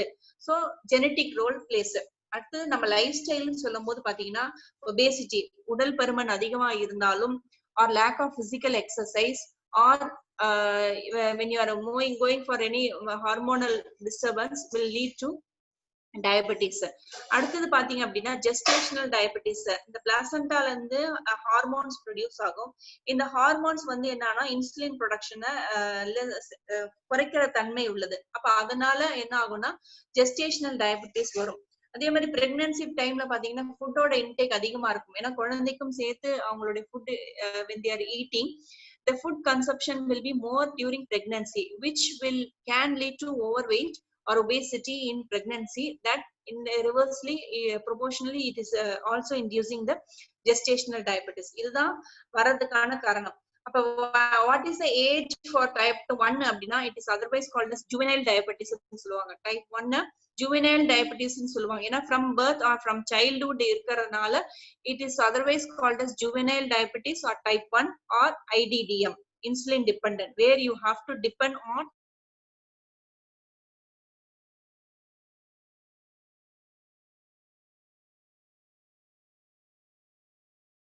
years. ஆனால் இப்ப நம்மளுடைய லைஃப் ஸ்டைல் பாத்தீங்கன்னா ரொம்ப we are not following the right lifestyle. இப்ப 30 yearsலயும் 40 yearsலயும் the diabetes is occurring. So this is purely lifestyle disorders. Gestationalன்றது பாத்தீங்கன்னா பிரெக்னன்சில மட்டும் இருக்கும். After pregnancy that will resolve, நார்மலுக்கு வந்துரும். or otherwise based on the food habits, based on the physical exercise and the other relevant conditions during pregnancy பொறுத்து அது continue ஆகுதா இல்லையான்றது it will be decided. அப்ப என்ன symptoms இருக்கும் பாத்தீங்கன்னா ஹங்கர் ஜாஸ்தியா இருக்கும், அதாவது பசி அதிகமா இருக்கும், thirst தாகம் அதிகமா இருக்கும், அப்புறம் வெயிட் லாஸ் இருக்கும், frequent urination அடிக்கடி யூரின் போறது, blurry விஷன் பாத்தீங்கன்னா கிளியரா இருக்காது, பிளர்டா இருக்கும், and கொஞ்ச தூரம் நடந்தாலோ இல்ல சின்ன வேலை செஞ்சாலும் சோர்வடைகிறது. இதெல்லாம் பாத்தீங்கன்னா வந்து அதே மாதிரி கால்ல புண்ணு ஆச்சு அப்படின்னா that will not get healed. அந்த ஹீலிங் பவர் வந்து நம்மளுடைய போது என்னதுன்னா இந்த புண்ணு அடிபட்டாலோ காயம் பட்டாலும் குணமாகும் தன்மை வந்து குறையும். So these are the things where அந்த டயபெட்டிஸ்னால என்னென்ன காம்ப்ளிகேஷன்ஸ் வரலாம் அப்படின்னா ஹார்ட் அட்டாக் வரலாம், ஸ்ட்ரோக் வரலாம், நியூரோபதின்னு சொல்லுவாங்க. நியூரோபதின்னு போது பாத்தீங்கன்னா நர்வ்ஸ் கம்ப்ளீட்டா அஃபெக்ட் ஆகுது. அப்ப நர்வ்ஸோட சென்சேஷன், நிறைய பேர் பாத்தீங்கன்னா டயபெட்டிஸ்ல இருக்கிறவங்க நம்னஸ் இருக்கும், பாதத்துல எரிச்சல் இருக்கும், ஹீட் இருக்கும். இதெல்லாம் பாத்தீங்கன்னா அவங்களுக்கு சிம்டமா இருக்கும். இதெல்லாம் பிகாஸ் ஆஃப் நியூரோபதி, அதாவது நர்வ்ஸ் வந்து it is directly affected. Nerves affect ஆகும் போது அவங்களுக்கு டயபெட்டிக் பேஷண்ட் பாத்தீங்கன்னா அடிபட்டா அவங்களுக்கு காயம் ஆறவே ஆறாது. நீங்க நிறைய பேருக்கு நோட் பண்ணிருப்பீங்க, they will cut down their toes, அப்புறம் ankle, அப்புறம் knee வரைக்குமே எடுப்பாங்க. Because the sensitivity will be lost, numbness create ஆகும். அந்த இடத்துல loss of sensation ஆகும்போது there are chances for gangrene. Gangrene போது என்னன்னா டோட்டல் பிளட் சப்ளையே அங்க லாஸ் ஆயிடும். It leads to gangrene. Gangrene போது பிளட் சப்ளையே கட் ஆகும் போது அங்க இருக்கிற செல் எல்லாம் டெத் ஆயிடும். அதுதான் நம்ம கேங்க்ரீன் சொல்லுவோம். அப்ப அந்த லெவலுக்கு போச்சுன்னா where you have to do amputation, அந்த இடத்த நீங்க கட் பண்ணி தான் எடுத்தாகணும்ன்ற சூழ்நிலைக்கு போகுது. அதுதான் extreme stage of diabetes when you are going neuropathy. நெஃப்ரோபதின்றது கிட்னி அஃபெக்ட் ஆகும், where indirectly your kidney is going to affect. ரெட்டினோபதின்றது ரெட்டினாவை அஃபெக்ட் பண்ணி கம்ப்ளீட்டா விஷன் லாஸ் ஆயிடும், கம்ப்ளீட் பிளைண்ட்னஸ் கூட போகலாம், ஹியரிங் லாஸ், டிப்ரெஷன், டிமென்ஷியாஸ்லாம் ஆகும். இதுதான் டயபெட்டிஸ். அது ஜெஸ்டேஷனல் டயபெட்டிஸ்ல என்ன காம்ப்ளிகேஷன் வரலாம்னா ப்ரீமெச்சூர் பர்த் இருக்கலாம், அதாவது குழந்தை வந்து முன்னாடி 7 மாசத்துலயே 8 மாசத்துலயே பிறக்கிறது, and higher than the normal weight at birth, அந்த பர்த்தை விட நார்மல் வெயிட் ஆகும். Or increased risk of diabetes வந்து லேட்டர் ஸ்டேஜ்ல, அதாவது ஆஃப்டர் பிரெக்னன்சியும் அவங்க டயபெட்டிஸ் வந்து கண்டினியூ ஆகிறதுக்கான வாய்ப்பு இருக்கு. Low blood sugar, jaundice, still birth. So இதெல்லாம் வரதுக்கான ஸ்டில் பர்த்னா உள்ளேயே குழந்தை இறந்து பிறக்கிறது அந்த மாதிரியான சான்சஸ் வரதுக்கான வாய்ப்பு இருக்கு when you are going for gestational diabetes. So this is with the diabetes. Obesity, உடல் பருமன் வந்து நார்மல் BMI நம்ம பாடி மாஸ் இண்டெக்ஸ்னு சொல்லுவாங்க. பாடி மாஸ் இண்டெக்ஸ் வச்சு மெஷர் பண்றதுதான் நார்மல் BMI. இந்த BMI பாத்தீங்க அப்படின்னா நம்மளுடைய பாடி அடிபோஸ் டிஷ்யூன்னு சொல்லுவாங்க. அந்த ஸ்கின்ல பாத்தீங்கன்னா அடிபோஸ் டிஷ்யூஸ்னு சொல்லுவாங்க. அந்த அடிபோஸ் டிஷ்யூஸ்ல இந்த ஃபேட்ஸ் வந்து கலெக்ட் ஆகறனால வர problems. And this is also hormonal imbalance and even metabolic. அப்ப பாத்தீங்க அப்படின்னா obesity வரதுக்கான காரணம் என்ன அப்படின்னா ஏஜ் ஒரு ஃபேக்டர். வயசாகும் போது maybe 40 plus or 50 plus they go for obese. Age one factor. But if at all they are also following the food habits properly, they are following their lifestyle, age or problem may obesity varudhu. Sometimes age may increase your increase your obese level. And sex la pathina most females, ஏனா females பாத்தீங்க அப்படின்னா because of hormonal imbalance and the puberty age, menopausal, and also because of pregnancy, the females they are more prone for obesity. அதுக்கு அடுத்தது genetic, நம்ம பரம்பரையில the genetic plays a major role in obesity. Sedentary lifestyle, சாப்பிடுறது அதிகமா இருக்கு, வேலை செய்யறது, physical exercise கம்மியா ஆகுறது.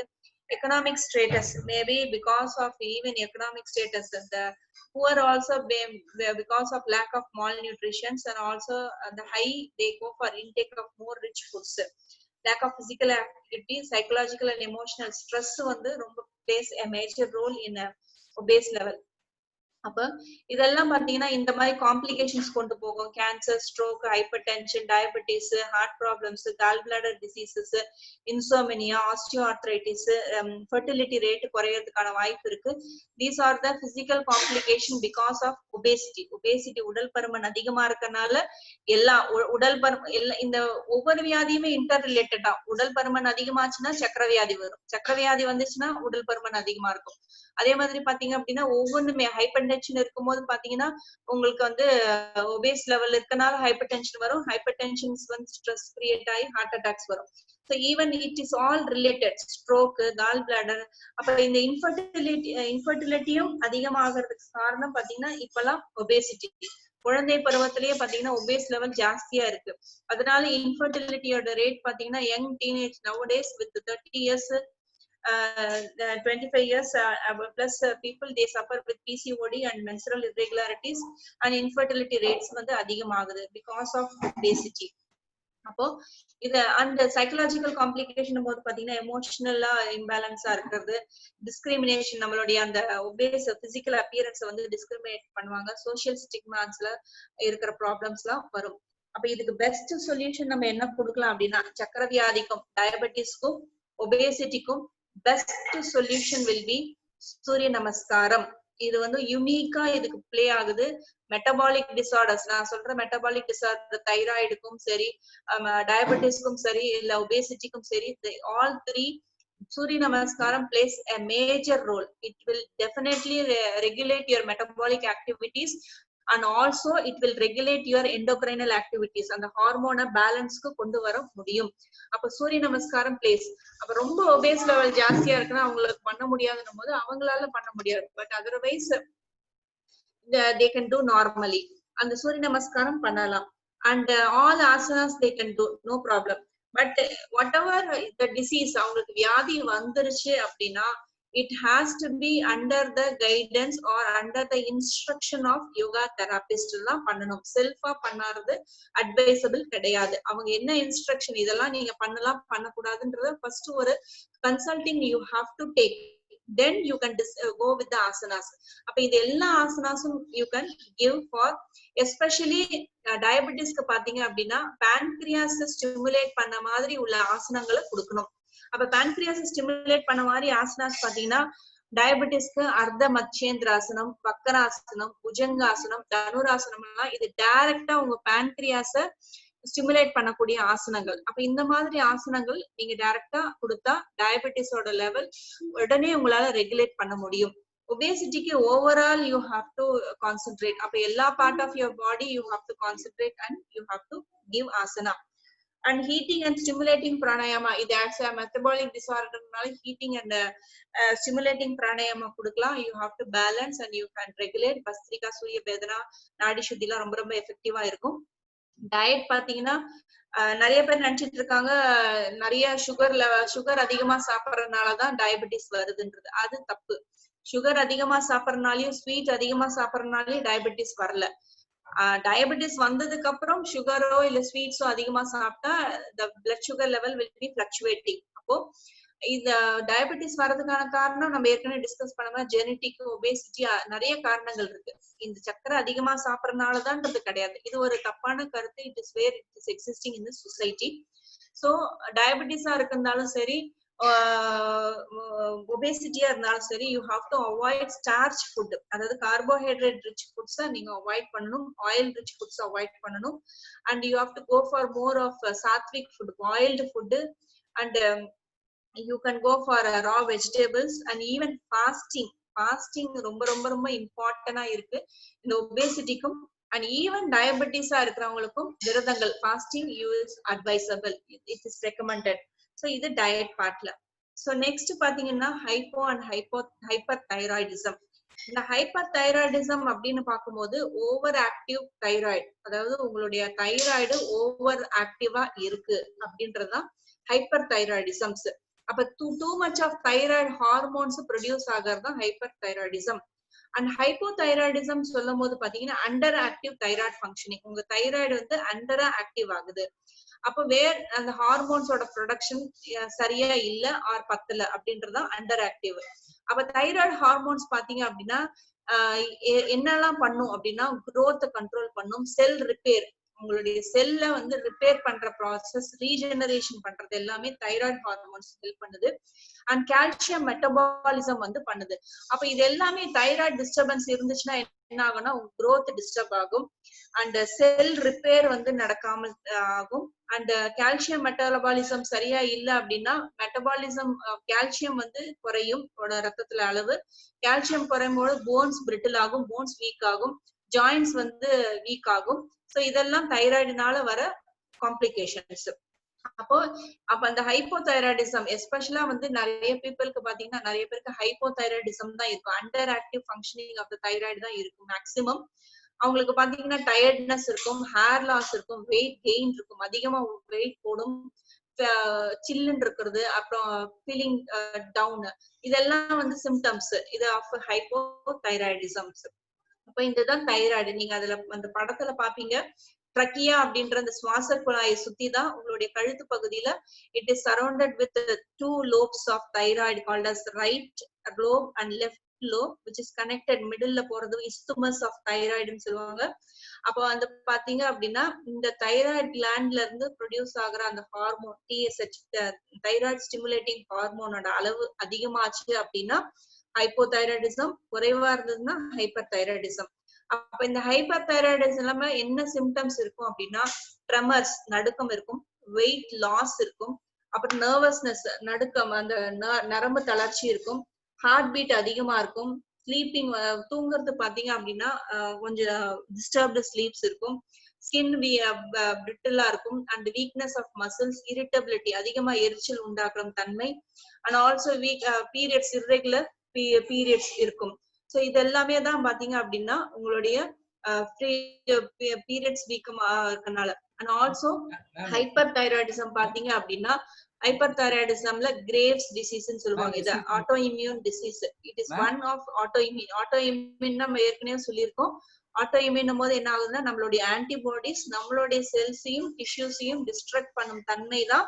நல்லா இருக்க ஹெல்தி செல்லையும் நல்லா டிஸ்டர்ப் பண்றதுதான் என்னது ஆட்டோ இம்யூன். அப்ப இந்த கிரேவ்ஸ் டிசீஸ் தான் ஹைப்பர் தைராய்டிசம்ல வர்றது. அப்ப அந்த மாஸ் மாதிரி இருக்கும் அந்த நோடியுலர் ஃபார்மேஷன். இதுக்கு முன்னாடி நம்ம பார்த்தோம் காய்டர். இந்த தைராய்டு தான் ஆடம்ஸ் ஆப்பிள் நம்ம சொல்லுவோம் இல்லையா.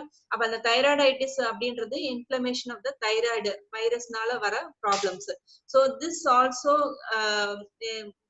After giving birth also they will be able to get this thyroid issues. அப்போ இதுதான் வந்து ஹைப்பர் தைராய்டிசம்ஸ். அடுத்தது பாத்தீங்கன்னா ஹைப்போதைராய்டிசம் சிம்டம்ஸ் பாத்தீங்கன்னா கான்ஸ்டிபேஷன் இருக்கும். ஹைப்போவா இருந்தா கான்ஸ்டிபேஷன் இருக்கும், ஃபட்டிக் அதாவது உடல் சோர்வு இருக்கும், கோல்டு ஃபீலிங் இருக்கும், வெயிட் கெயின் ஆகும். இதுல பாத்தீங்கன்னா வெயிட் அதிகமாகும், ட்ரை ஸ்கின் ஆகும், ஞாபக மறதி இருக்கும். இதெல்லாம் ஹைப்போதைராய்டிசமோட சிம்டம்ஸ். இப்ப பாத்தீங்க அப்படின்னா இந்த ஹைப்போதைராய்டிசம்ல பாத்தீங்கன்னா ஹஷிமோட்டோஸ் தைராய்டைட்டிஸ் சொல்லுவாங்க. இதுவும் ஆட்டோஇம்யூன் தான். அதுல கிரேவ்ஸ் டிசீஸ் சொல்ற மாதிரி அது ஆட்டோஇம்யூன் தான். ஹஷிமோட்டோஸ் அப்படின்றதும் ஆட்டோஇம்யூன் தான். So it is commonly given in the hypothyroidism. It is so common in women and with age. So இத வந்து பாத்தீங்கன்னா எப்படி டயக்னோஸ் பண்றாங்க அப்படின்னா, it is diagnosed with the blood test பண்ணும்போது you can diagnose the TSH level பொறுத்து you can decide hyper or hypo and accordingly it can be given. அப்ப என்ன ட்ரீட்மெண்ட் கொடுக்கலாம் இது பாத்தீங்க அப்படின்னா, இந்த கழுத்தை வந்து it is covering your neck region. What you can give is best advisable asana வந்து பாத்தீங்க அப்படின்னா சர்வங்காசனம், மத்யாசனம், ஹலாசனம், புஜங்காசனம். இந்த மாதிரி உங்களுடைய கழுத்த பகுதியை ஸ்டிமுலேட் பண்ணக்கூடியது ஆர் மசாஜ் பண்ணக்கூடிய ஆசனங்கள் அத்தனையுமே நீங்க என்ன பண்ணலாம், you can give concentrate on the neck region. அப்ப அந்த ஆசனங்கள்லாம் இட் இஸ் அட்வைசபிள். பிராணாயாமம் அப்படின்னு பண்ணும்போது பாத்தீங்க அப்படின்னா உஜ்ஜய் பிராணாயாமம், பிராமரி பிராணாயாமம். பிராமரிலாம் it gives direct vibration over your thyroid gland. So it is very effective in cause of hyper and hypothyroidism. Brahmari pranayama, Ujjayi pranayama, Nada Anusandhana pranayama, Om chanting is very effective. பந்தாஸ்ல பாத்தீங்க அப்படின்னா ஜலந்தர பந்தா ரொம்ப எஃபெக்டிவா இருக்கும் for regulating your thyroid functioning. So இதுதான் வந்து உங்களுடைய glands. So இதுதான் உங்களுடைய தைராய்டுல வர ப்ராப்ளம், மெட்டபாலிக் டிசார்டர்ஸ். நம்ம அடுத்து பார்க்க போது பாத்தீங்கன்னா கேஸ்ட்ரோஇன்டெஸ்டைனல் டிசீசஸ். இந்த கேஸ்ட்ரோஇன்டெஸ்டைனல் டிசீஸ்ன்னு பாத்தீங்க அப்படின்னா gastritis, indigestion, peptic ulcer, constipation, diarrhoea, irritable bowel syndrome, colitis and piles. இதெல்லாம் தான் கேஸ்ட்ரோஇன்டெஸ்டைனல் டிசீஸா உங்களுடைய சிலபஸ்ல கொடுத்திருக்கிறது. கேஸ்ட்ரைட்டிஸ் அப்படின்றது பாத்தீங்க அப்படின்னா நமக்கு வந்து இன்டெஸ்டைன், கேஸ்ட்ரோ இன்டெஸ்டைனல் பாத்தீங்க அப்படின்னா இது எல்லாமே இத நம்ம இன்டெஸ்டைன் அப்படின்னு சொல்லும் போதே பாத்தீங்கன்னா இது எல்லாமே எங்க நடக்கக்கூடியதுன்னா ascending colon, transverse colon, descending colon சொல்ற லார்ஜ் இன்டெஸ்டைன்ல நடக்கக்கூடிய பிரச்சனைகள் தான் அத்தனையுமே. கேஸ்ட்ரைட்டிஸ் அண்ட் இன்டைஜஷன் அல்சர் மட்டும்தான் உங்களுக்கு வயிறுல நடக்கக்கூடிய problem. But otherwise all it is associated with intestines. அப்ப இந்த இன்டெஸ்டைன்ஸ்ல நடக்கக்கூடியதுதான் constipation, diarrhoea, irritable bowel syndrome, colitis and piles. இதுல நடக்கக்கூடியது கேஸ்ட்ரைட்டிஸ், இன்டைஜஷன், பெப்டிக் அல்சர்ஸ் பாத்தீங்கன்னா வயிறுல நடக்கக்கூடியது. வயிறுல பாத்தீங்க அப்படின்னா ஹைட்ரோகுளோரிக் ஆசிட் அண்ட் என்சைம்ஸ் வந்து சுரக்குது. இது சுரக்கும் போது என்ன ஆகுதுன்னா நமக்கு mucus, thin layer of mucus வந்து உள்ள வயிறுல சரௌண்ட் ஆயிருக்கும். அப்ப இதுல பாத்தீங்க அப்படின்னா உங்களுக்கு கேஸ்ட்ரைட்டிஸ்ல எப்படி இருக்குன்றது பாக்கலாம். இந்த பக்கம் இருக்கிற ஸ்டொமக் பாத்தீங்கன்னா ஹெல்தி ஸ்டொமக்ல எப்படி இருக்குன்னு பாருங்க. இந்த பக்கம் இருக்க ஸ்டொமக் பாத்தீங்கன்னா மேல ஈசோஃபேகஸ்ல இருந்து ஸ்டொமக் கண்டினியூ ஆகுது, ஸ்டொமக்ல இருந்து டியோடினம் போகுது இல்லைங்களா. அப்ப அந்த இடத்துல பாத்தீங்கன்னா அல்சர் ஃபார்மேஷன்ஸ், அந்த எரிச்சல் இருக்கும். அப்ப கேஸ்ட்ரைட்டிஸ் அப்படின்றது என்னன்னா இந்த லைனிங் ஆஃப் தி ஸ்டொமக் வந்து இன்ஃப்ளேம் ஆயிருக்கு. ஸ்டொமக் பாத்தீங்கன்னா 4 லேயர் ஆஃப் ஸ்டொமக்கா 4 லேயர்ஸா கவர் ஆயிருக்கும். மியூகாசா, சப்மியூகாசா, சீரோசா அண்ட் மஸ்குலாரிஸ் அப்படின்ற 4 லேயரா கவர் ஆயிருக்கும். இந்த 4 லேயர்ல இன்னர் மியூகாசா லேயர் அப்படின்றது மியூக்கஸ் லேயர் அப்படின்னு சொல்லுவாங்க. வழவழப்பா இருக்கும், சாஃப்டா இருக்கும். இந்த soft thin lining of the stomach என்ன ஆகுது அப்படின்னா இன்ஃப்ளேம் ஆகுது, இன்ஃபெக்ஷன் ஆகுது. அதுதான் நம்ம கேஸ்ட்ரைட்டிஸ். கேஸ்ட்ரைட் வந்து இன்ஃப்ளேம் ஆகுறது தான் கேஸ்ட்ரைட்டிஸ் சொல்றோம். அப்ப இது எதனால வருது அப்படின்னா ட்ரக்ஸ் அதிகமா வந்து மெடிசன்ஸ் எடுத்துக்கிறது, எஸ்பெஷலி ஸ்டீராய்டு ட்ரக்ஸ். ஏன்னா ஹெவி டோஸ் ட்ரக்ஸ் எல்லாம் அதிகமா எடுத்துக்கும் போது ஸ்டிமுலேஷன் அதிகமா இருக்கும் போது உங்களுக்கு எரிச்சல் ஆகும். ஆல்கஹால் இன்டேக், ஸ்மோக்கிங் இதெல்லாமே அதிகமாக்கும் ulcers. And weakness or injuries அந்த மசில் லைன் பேரியர். அப்புறம் பாக்டீரியானால ஹெச் பைலோரின்னு சொல்லுவாங்க, ஹெலிகோ பாக்டீரியா பைலோரி, அதனால வரும் ஸ்ட்ரெஸ்னால வர்றதுக்கு தான் இந்த கேஸ்ட்ரைட்டிஸ். அப்ப இதோட சிம்டம்ஸ் பாத்தீங்கன்னா யானிங் சிம்டம்ஸ் இருக்கும், பர்னிங் ஏக்ஸ் ஆர் பெயின் இருக்கும், இன்டைஜஷன்ஸ் இருக்கும். அப்பர் ஸ்டொமக், அப்பர் அப்டமன்ல பாத்தீங்கன்னா உங்களுக்கு இந்த மாதிரி சிம்டம்ஸ் எல்லாம் இருக்கும். அதே மாதிரி நாசியான்றது என்னன்னா வாமிட்டிங் சென்சேஷன், வாமிட்டிங் ஆன ஃபீலிங் இருக்கும். அண்ட் வாமிட்டிங்கும் இருக்கலாம்.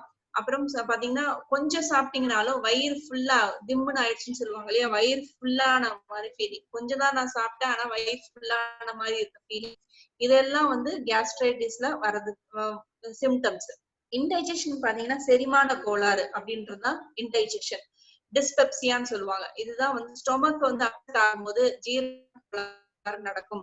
அந்த ஜீரண கோளாறு நடக்கிறதுக்கான காரணம் பாத்தீங்க அப்படின்னா எக்ஸாக்டா சொல்லலைனாலும் it is because of the symptoms என்னவா இருக்கும் அப்படின்னா ஏர்லி ஃபுல்னஸ், அதாவது சாப்பிட்றதுக்கு முன்னாடி ஃபுல்லான ஃபீலிங்.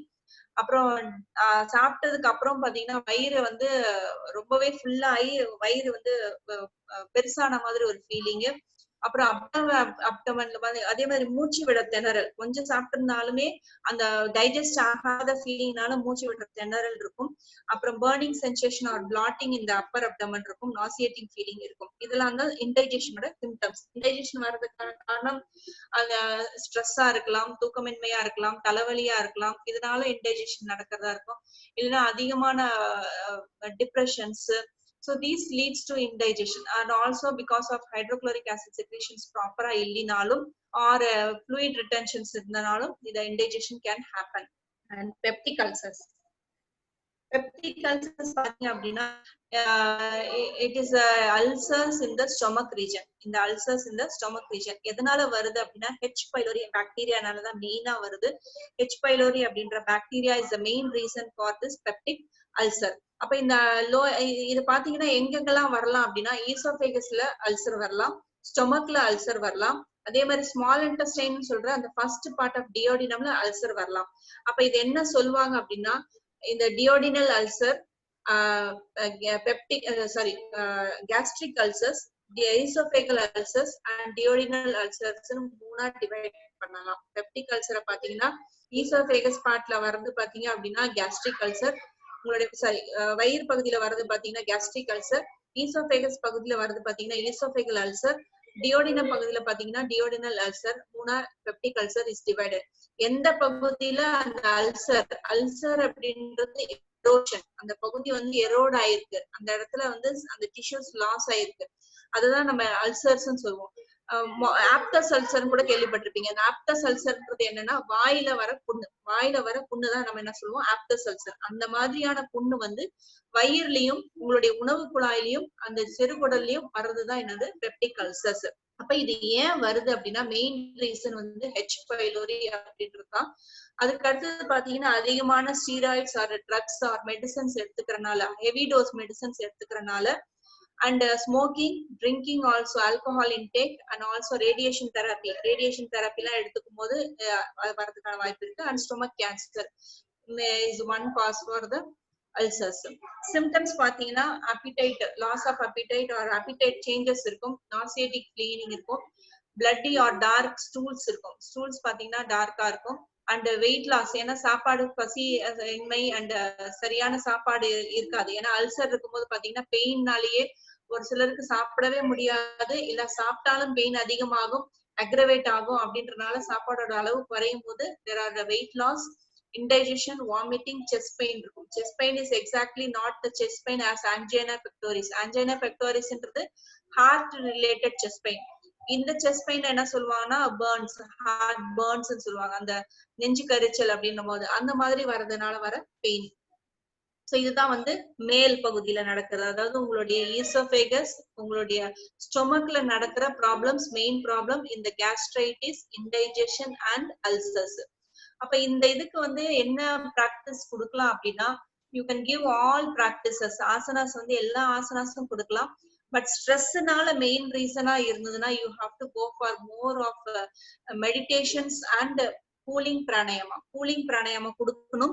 இந்த இடத்துல ஸ்டிமுலேட்டிங் பிராணாயாமம் கொடுத்தனா அந்த அல்சர்ஸோ இல்ல அந்த கேஸ்ட்ரைட்டிஸோ அதிகமாயிடும், அது அப்ப பிரச்சனை அதிகமாகும். So you have to go for the cooling pranayama and balancing pranayamas கொடுக்கணும். And even it is very advisable where you are advisable with vamanadauti கொடுக்கிறது இன்னும் ரொம்ப நல்லது. So this is with the vamanadauti where you can give for ulcer formations, ulcers irundalo, indigestion irundalo, gastritis irundalo, you can give ulcer.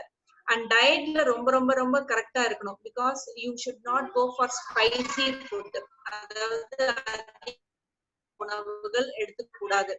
And in case you are where you don't have any option for reducing your dosage of medicine ஓட அளவு குறைக்கிறதுக்கான வாய்ப்பு இல்ல, எனக்கு நான் கட்டாயம் எடுத்துதான் ஆகணும் அப்படின்ற சூழ்நிலை நீங்க இருந்தீங்க அப்படின்னா அதுக்கு ஆல்டர்னேட்டா where you have to go for more cooling pranayamam அதிகமா பண்ணுங்க.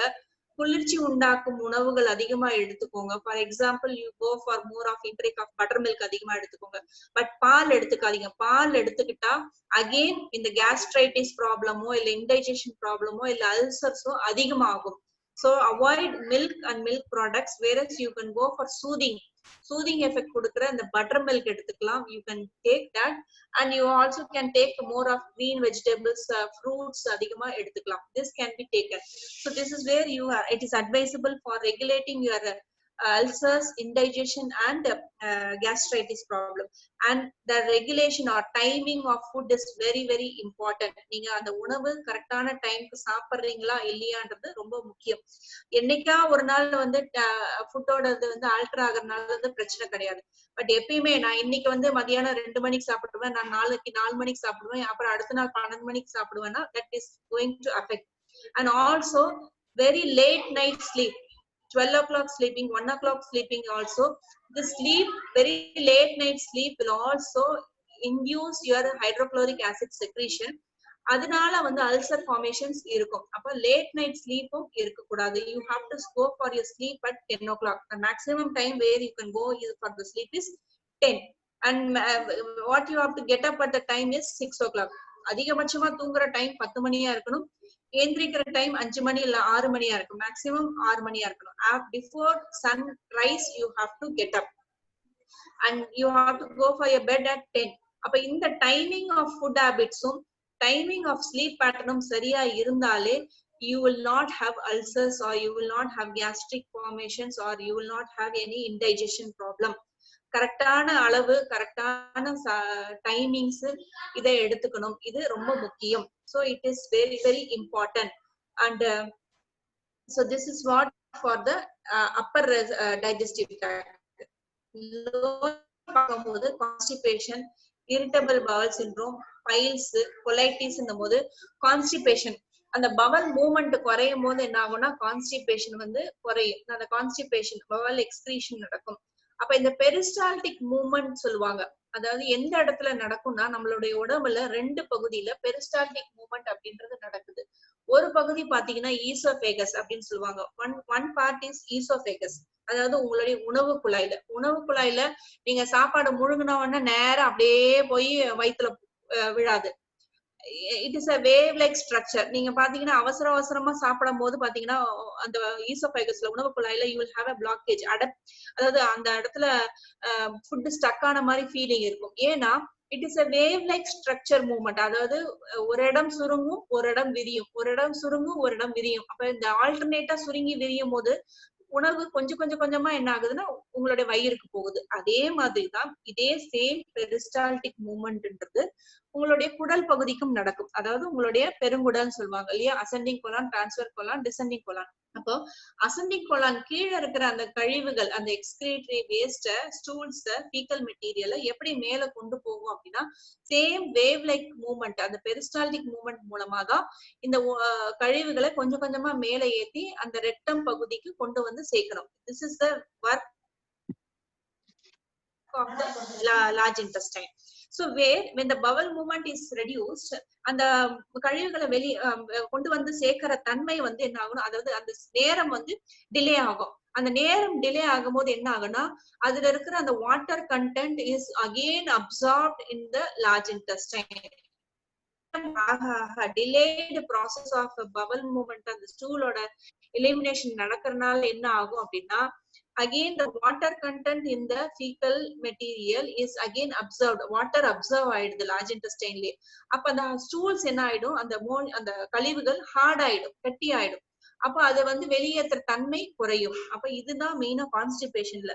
அப்ப என்ன சிம்டம்ஸ்லாம் இருக்கும் பாத்தீங்கன்னா, நீங்க கான்ஸ்டிபேஷன் மோஷன் வெளியே போலினாலே அப்டமினல் பெயின் இருக்கும், வயிறு பிளாடிங் உப்பசம் இருக்கும், ஃபீலிங் ஆஃப் அன்ஈசினஸ் இருக்கும். கம்ப்ளீட்டா வெளியே போன மாதிரி ஒரு ஃபீலிங், மோஷன் பவல் போனாலும் வெளியே தன்மை இல்லை. மலச்சிக்கல் ரொம்ப ரொம்ப முக்கியமான பிரச்சனை. ஆனா இந்த மலச்சிக்கலை யாரும் பெருசா எடுத்துக்கிறது கிடையாது. ஏன்னா மலம் ஒரு நாளைக்கு 2 தடவை போக வேண்டிய கட்டாயம். அதாவது நம்மளுடைய மனிதனோட உடல் எப்படி அமைப்பு இருக்குன்னா, ஒரு நாளைக்கு 2 தடவை மலம் வெளியேறணும். 2 times you have to defecate your stools out. But nowadays இன்றைய காலகட்டத்துல ஒரு நாளைக்கு ஒரு தடவை மலம் வெளியேறதுன்றதே ரொம்ப கஷ்டமான விஷயமா போயிடுச்சு. அதுக்கு முக்கிய காரணம் என்னன்னா, லேக் ஆஃப் ஃபைபர் ஃபுட், நார்ச்சத்து உணவுகள் இல்லை.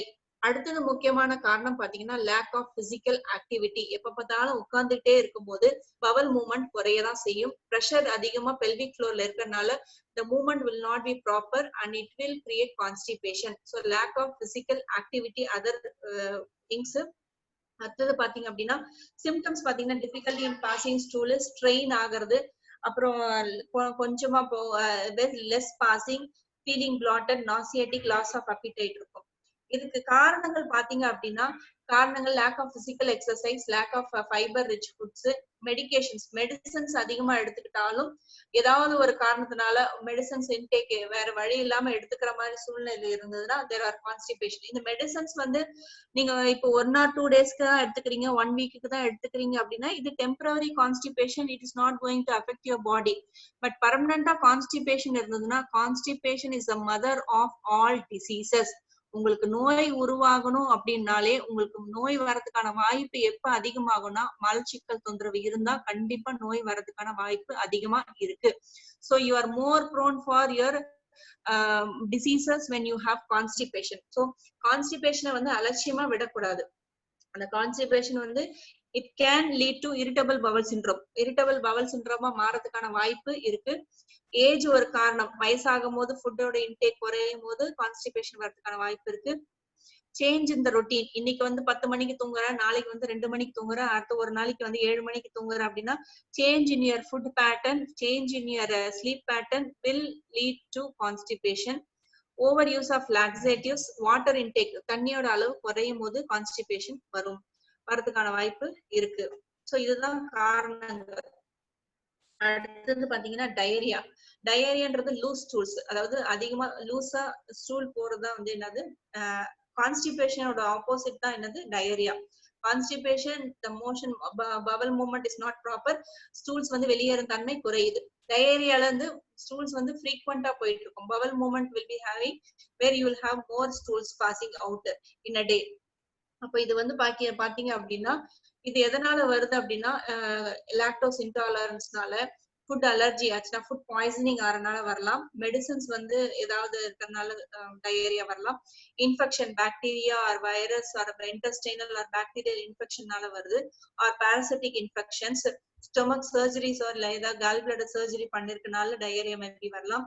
And other important virus is rotavirus, especially இந்த சைல்டு குழந்தைங்களுக்கு வர டயரியா வந்து திஸ் ரோட்டா வைரஸ்னால வருது. And salmonella or E coli, that is these are the virus or the bacteria where it is affecting which leads to diarrhea. symptoms பாத்தீங்கன்னா ரொம்ப cramping ஆகி மோஷன்ஸ் போறது, பிளாட்டிங் இருக்கும், டீஹைட்ரேஷன் ஆயிடும். ஏன்னா உங்களுடைய பாடி பாத்தீங்கன்னா அதிகம் மோஷன்ஸ் போயிட்டே இருந்ததுன்னா it can lead to dehydration. வாட்டரோட கண்டென்ட் குறையும் போது டீஹைட்ரேஷன் ஆகும். ரொம்பவும் சிவியர் டயரியா ஆயிட்டே இருக்கும்போது என்ன ஆகும்னா it can give pressure and can lead to bloody stools, அதாவது பிளட்டோட வர்றதுக்கான வாய்ப்பு இருக்கு. And also fever and bloating, cramping effect. So இதுதான் பாத்தீங்கன்னா diarrhoea. And irritable bowel syndrome அப்படின்றது லார்ஜ் இன்டெஸ்டைன் அஃபெக்ட் ஆகிறதா. கிரானிக் கான்ஸ்டிபேஷன், கிரானிக் டயரியா மாத்தி இருக்கிறதா என்னது இரிட்டபிள் பவல் சிண்ட்ரோம். கான்ஸ்டிபேஷனும் இருக்கும் அண்ட் டயரியாவும் இருக்கும், அதாவது ஆல்டர்னேட் ஆயிட்டு இருக்கும். உங்களுடைய இன்டெஸ்டைன் வந்து இரிட்டேட் ஆகி உள்ளதுதான். இதுல என்னன்னா மெயினா abdominal pain, cramping and bloating இருக்கும். எக்ஸசிவ் கேஸ் ஃபார்மேஷன் இருக்கும். உங்களுடைய பிளாட்டிங் எஃபெக்ட் நம்மளுடைய இதுல இருக்கும். மியூக்கஸ் ஸ்டூல்ஸ் பாத்தீங்கன்னா மியூக்கஸ் ஸ்டூல்ஸ், நம்மளுடைய சளி மாதிரி உள்ள ஸ்டூல்ஸ் மோஷன் பாஸ் ஆகும். So these are the main symptoms of அது எதனால வருது அப்படின்னா ஒன்னு டிலேட் சிக்னலிங், நம்மளுடைய பிரெயினுக்கு வந்து இந்த சிக்னலிங் வந்து குறையும் போது, அதாவது உங்களுக்கு மோஷன் போகணும்ன்ற அர்ஜ் இருக்கும், but this signalling will not be there, where அந்த கான்ட்ராக்ஷன் நடக்காம மோஷன் போக முடியாம இருக்கலாம், இல்ல you will have more inflammations of the intestine, muscle கான்ட்ராக்ஷன்ஸ்னால வருது. இதெல்லாம் தான் காரணங்கள் ஃபார் இரிட்டபிள் பவல் சிண்ட்ரோம். அப்ப கொலைட்டிஸ், இந்த கொலைட்டிஸ்ன்றது பாத்தீங்க அப்படின்னா கோலான் ரீஜன், இந்த கோலான் சொல்றது லார்ஜ் இன்டெஸ்டைன் கோலான் வந்து இன்ஃப்ளமேஷன் ஆயிருக்கிறதா இந்த கொலைட்டிஸ். சோ அதுல வந்து இரிட்டபிள் பவல் சிண்ட்ரோம்ல ஒரு பார்ட் தான் பாத்தீங்கன்னா கொலைட்டிஸ் அப்படின்னு சொல்லுவாங்க. அப்ப இந்த கொலைட்டிஸ் பாத்தீங்க அப்படின்னா இந்த white blood cells or white collagens வந்து அந்த ப்ராப்ளம், அதுல வர இன்ஃபெக்ஷன்ஸ்னால வர ப்ராப்ளம்ஸ். சோ இதுல பாத்தீங்க அப்படின்னா கொலைட்டிஸ்ல அல்சரேட்டிவ் கொலைட்டிஸ் இருக்கு, கிரான்ஸ் கொலைட்டிஸ் அப்படின்னு இருக்கு. So these are the colitis. அல்சரேட்டிவ்ஸ்னா புண்ணுனால வர்றது அண்ட் ஆல்டர்னேட். சோ இதுல பாத்தீங்க அப்படின்னா symptoms normally you will have ulcer, அந்த இடத்துல புண்ணு இருக்கும். அல்சரேட்டிவ் கொலைட்டிஸ்னும் போது புண்ணுகள் அதிகமா இருக்கும் கோலான் ரீஜன்ல. அண்ட் ஆல்டர்னேட் கொலைட்டிஸ் இன்ஃப்ளமேஷன் இருக்கும்போது டயரியா அண்ட் கான்ஸ்டிபேஷன் ஆல்டர்னேட்டா மாறி மாறி வரும். டெண்டர்னஸ், அப்டமன் ரீஜன் தொட்டாலே பெயின் இருக்கும். அப்பிடைட், அதாவது உங்களுடைய உணவு வந்து பசிக்காது, லாஸ் ஆஃப் அப்பிடைட்ன்றது பசிக்காது, ஃபெட்டிக் ஆகும். பவல் ஹேபிட்ஸ் வந்து பாத்தீங்க அப்படின்னா மாறி இருக்கும். So fever, swelling and redness of the கோலான்லாம் இருக்கும். இதெல்லாம் தான் கொலைட்டிஸோட symptoms. So these are the symptoms in the colitis. So what you can do, constipation க்கு மெயினா பாத்தீங்கன்னா you have to go for movements. the bowel movement increase பண்ண மாதிரி உள்ள asanas you have to give. அப்ப சூரிய நமஸ்காரம் is the best. and also you can go for basti practice. கிரியால பாத்தீங்க அப்படின்னா பஸ்தி அப்படின்ற ஒரு பயிற்சி இருக்கு, you can go for basti practice. or முத்ரால பாத்தீங்கன்னா அஸ்வினி முத்ரா, பந்தால பாத்தீங்கன்னா மூலபந்தா. This will increase your bowel movement and will relieve the constipation effect.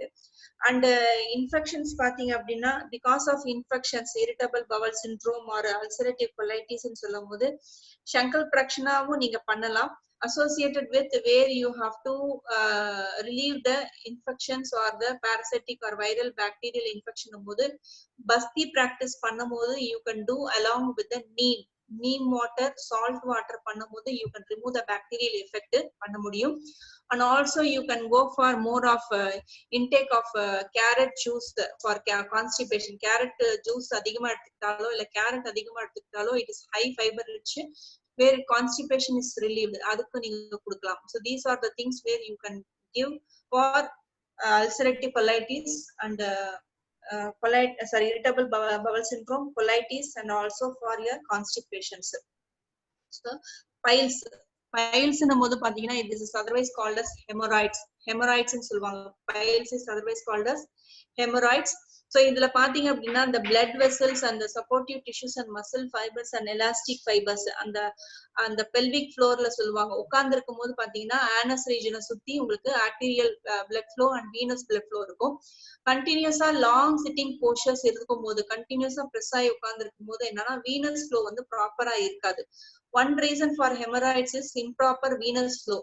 another பாத்தீங்க அப்படின்னா இதுல grade 1, grade 2, grade 3, grade 4 பிரிச்சிருப்பாங்க. அதாவது ஃபர்ஸ்ட் வந்து ஸ்மால் இன்ஃப்ளமேஷனா இருக்கும், ரெண்டாவது பாத்தீங்கன்னா ஒரு கொஞ்சம் பம்ப், ஆனஸ்ல வந்து ஒரு லார்ஜ் பம்பா இருக்கும், மோஷன் பாஸ் ஆகும் போது மட்டும் வரும். தேர்ட் லெவல் பாத்தீங்கன்னா பாஸ் ஆகும் போது வெளியே வரும், மறுபடியும் உள்ள போயிடும். ஃபோர்த் லெவல் பாத்தீங்கன்னா வெளியவே இருக்கும். இந்த மாதிரி கிரேட்ஸ் வந்து பிரிச்சிருப்பாங்க பைல்ஸ்ல. அந்த growth of the muscle around the anus region, அது எக்ஸ்டர்னல் பைல்ஸ் அப்படின்னா எக்ஸ்டர்னலா growth ஆயிருக்கும். இன்டர்னல் பைல்ஸ்னா அந்த சதை உள்ள வளர்ந்துருக்கும், இன்டர்னல் பைல்ஸ். இதுல இன்னொன்னு இருக்கு, ப்ளீடிங் பைல்ஸ்னு ஒண்ணு இருக்கு. ப்ளீடிங் பைல்ஸ்ன்றது என்னன்னா ரத்த போக்கோட உங்களுடைய மோஷன்ஸ் வெளியேறும். அப்ப இந்த மோஷன் போகும்போது பைல்ஸ்ல மெயின் சிம்டம் பாத்தீங்கன்னா உங்களுக்கு மோஷன் போகிற ஃபீலிங் இருக்கும், ஆனா மோஷன் போக முடியாது. you will not be able to pass the stool, but you will have the tendency to pass. and also if you are passing the stool, motion போனாலும் வலியுடன் கூடிய motion போகிற மாதிரி ஒரு இருக்கும். so it will have a painful passing of your stool. and also the blood will be there, blood will be very fresh because it is piercing that layer and it is coming out the fresh blood ஆ இருக்கும். the symptom pain will be intolerable for hours and hours. so where this is the piles symptoms. அப்ப இதுக்கு பாத்தீங்க அப்படின்னா எதனால வருது? Chronic constipation இருந்தாலும் files வரலாம், chronic diarrhoea இருந்தாலும் பைல்ஸ் வரலாம், ஹெவி வெயிட் தூக்குறதுனால அந்த இடத்துல பாதிப்பு வரலாம், ஆர் பிரெக்னன்சில இப்ப பைல்ஸ் ரொம்ப காமனா இருக்கு because of lack of fibre rich food and heavy lack of physical exercise and strain பண்ணி ஸ்டூல்ஸ் பாஸ் பண்ற போது பைல்ஸ் வரதுக்கான வாய்ப்பு இருக்கு. So these are the causes for piles. Piles வந்து best solution is where you can give is you can go with Mula Bandhas and Ashwini Mudras. Basti practice ரொம்ப effective with high fiber diet, very very important. And விபரீத கர்ணி முத்ராவோட சேர்ந்து அஸ்வினி முத்ராவோ இல்ல மூலபந்தாவோ பண்ணா it is more effective where you can relieve the piles easily. அதுதான் வந்து உங்களுக்கு gastrointestinal disorders குள்ள problems. So this we have completed till இன்னும் பாத்தீங்கன்னா musculoskeletal இன்னும் இருக்கு, டைமும் ஆயிடுச்சு. So we will finish now sir. Prasad sir, obstetric and gynecology இருக்கு, neurological psychiatric இருக்கு, இந்த டாபிக்ஸ் இருக்கு. So Prasad sir. Yes madam. So we will finish. Oh, okay madam, you carry on madam. If you have any, if you want any another program madam, you have any another program ma'am? இல்ல sir, எனக்கு ஒண்ணு இல்ல. நீங்க அந்த sir அடுத்தது ஒரு sir wait பண்ணிட்டு இருப்பாங்க இல்லையா, அதனால தான் சொன்னேன். Wait madam, time நீங்க you have given 2 schedules. அந்த schedule படி actually 7:45 இதுவே டைம் ஆயிடுச்சுன்னு நினைக்கிறேன்ல சார். 7:45 no issue. அவரே கொடுத்துட்டாரு, no issue மேம் கொடுத்துட்டாரு மேடம், நீங்க கண்டிப்பா பண்ணுங்க madam. Okay sir, okay sir, then no problem. Okay then no problem. Thank you ma'am, thank you. So musculoskeletal போது பாத்தீங்கன்னா you have arthritis and back pain and intervertebral disc prolapse, lumbar spondylosis, cervical spondylosis. Back pain பார்க்கும்போது பாத்தீங்கன்னா first arthritis cover பண்ணும்போது it will be covering all the topics of musculoskeletal.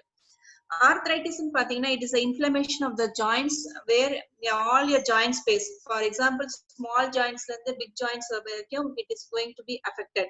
அப்ப இந்த arthritisல மெயினா பாத்தீங்க அப்படின்னா you have rheumatoid arthritis, osteoarthritis, gouty arthritis. அப்ப இந்த rheumatoid arthritis ன்னு சொல்லும்போது பாத்தீங்கன்னா it is an autoimmune disorder. Again இந்த autoimmune நம்ம ஏற்கனவே டிஸ்கஸ் பண்ணிருக்கோம், தைராய்டுல டிஸ்கஸ் பண்ணிருக்கோம். நம்மளுடைய ஆன்டிபாடிஸ் நல்லா இருக்க டிஷ்யூஸையும் செல்ஸையும் டிஸ்ட்ரக்ட் பண்ணக்கூடிய தன்மை தான் autoimmune. அப்ப இந்த rheumatoid arthritisல பாத்தீங்கன்னா when you go for this rheumatoid arthritis, each and every joints have a cartilaginous bone, ஒரு சாஃப்ட் போனால கவர் ஆயிருக்கும். இந்த autoimmuneல என்ன ஆகும்னா அந்த சாஃப்ட் போன் அரிக்க ஆரம்பிச்சிடும். it is going to erode. அப்ப எரோட் ஆகும்போது ஒவ்வொரு போனும் இன்னொரு போனும் when it is in contact, one bone and another bone, when it is contact, it will have wear and tear of that. அப்ப இந்த wear and tear தான் மெயினா வந்து rheumatoid arthritisல வர சிம்டம். அடுத்தது பாத்தீங்கன்னா மார்னிங் ஸ்டிஃப்னஸ். rheumatoid arthritisல மெயினா autoimmuneனால வருது. இதுல பாத்தீங்கன்னா அந்த டிஃபார்மிட்டிஸ் வந்து irreversible. அந்த கார்டிலேஜோ டெண்டான்ஸோ இல்ல போன்ஸோ அஃபெக்ட் ஆச்சுன்னா அது irreversible இருக்கும். அதை ரிவர்ஸ் பண்ணக்கூடிய தன்மையே இருக்காத அளவுக்கு போயிடும். அதுதான் rheumatoid arthritisல மெயினா பாத்தீங்கன்னா அதுல ஸ்டிஃப்னஸ் இருக்கும். அதாவது தூங்கி எந்திரிச்ச உடனே பாத்தீங்கன்னா அவங்க கை விரல்லாம் நல்லா விரைச்சி இருக்கும். எந்த பொருளையும் பிடிக்க சொன்னாலும் பிடிக்கக்கூடிய தன்மையும் இருக்காது, அந்த அளவுக்கு பெயின் இருக்கும். அந்த தொட்டாலே வலி இருக்கும், டெண்டர்னஸ்.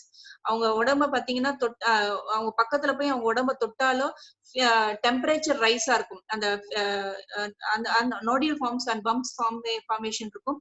அண்ட் ரெட்னஸ் இருக்கும், ஸ்வெல்லிங் இருக்கும், வீக்கம் இருக்கும். இதெல்லாம் தான் rheumatoid arthritisல மெயின் அறிகுறி. ஃபர்ஸ்ட் அறிகுறின்னு சொல்லி பாத்தீங்கன்னா மார்னிங் ஸ்டிஃப்னஸ். மார்னிங் எந்திரிச்ச உடனே அவங்களுக்கு ஸ்டிஃபா இருக்கும். இந்த rheumatoid arthritis அஃபெக்ட் பண்ணக்கூடிய ஜாயின்ஸ் பாத்தீங்கன்னா ஸ்மால் ஜாயின்ஸ். அதிகபட்சம் maximum it will affect small joints. Other ஜாயின்ஸையும் அஃபெக்ட் ஆனாலும் நம்ம ஸ்மால் ஜாயின்ஸ் ரொம்ப அஃபெக்ட் ஆயிருக்கும். இது rheumatoid arthritisல வர சிம்டம்ஸ். அப்ப எதனால வருதுன்னா ஒண்ணு ஜெனட்டிக் காரணங்கள், பரம்பரையா யாருக்காவது இருந்தா வரதுக்கான வாய்ப்பு. இன்னொன்னு பாத்தீங்கன்னா ஆட்டோ இம்யூன், இன்ஃபெக்ஷன், ஸ்ட்ரெஸ், இதெல்லாம் தான் காரணங்கள்.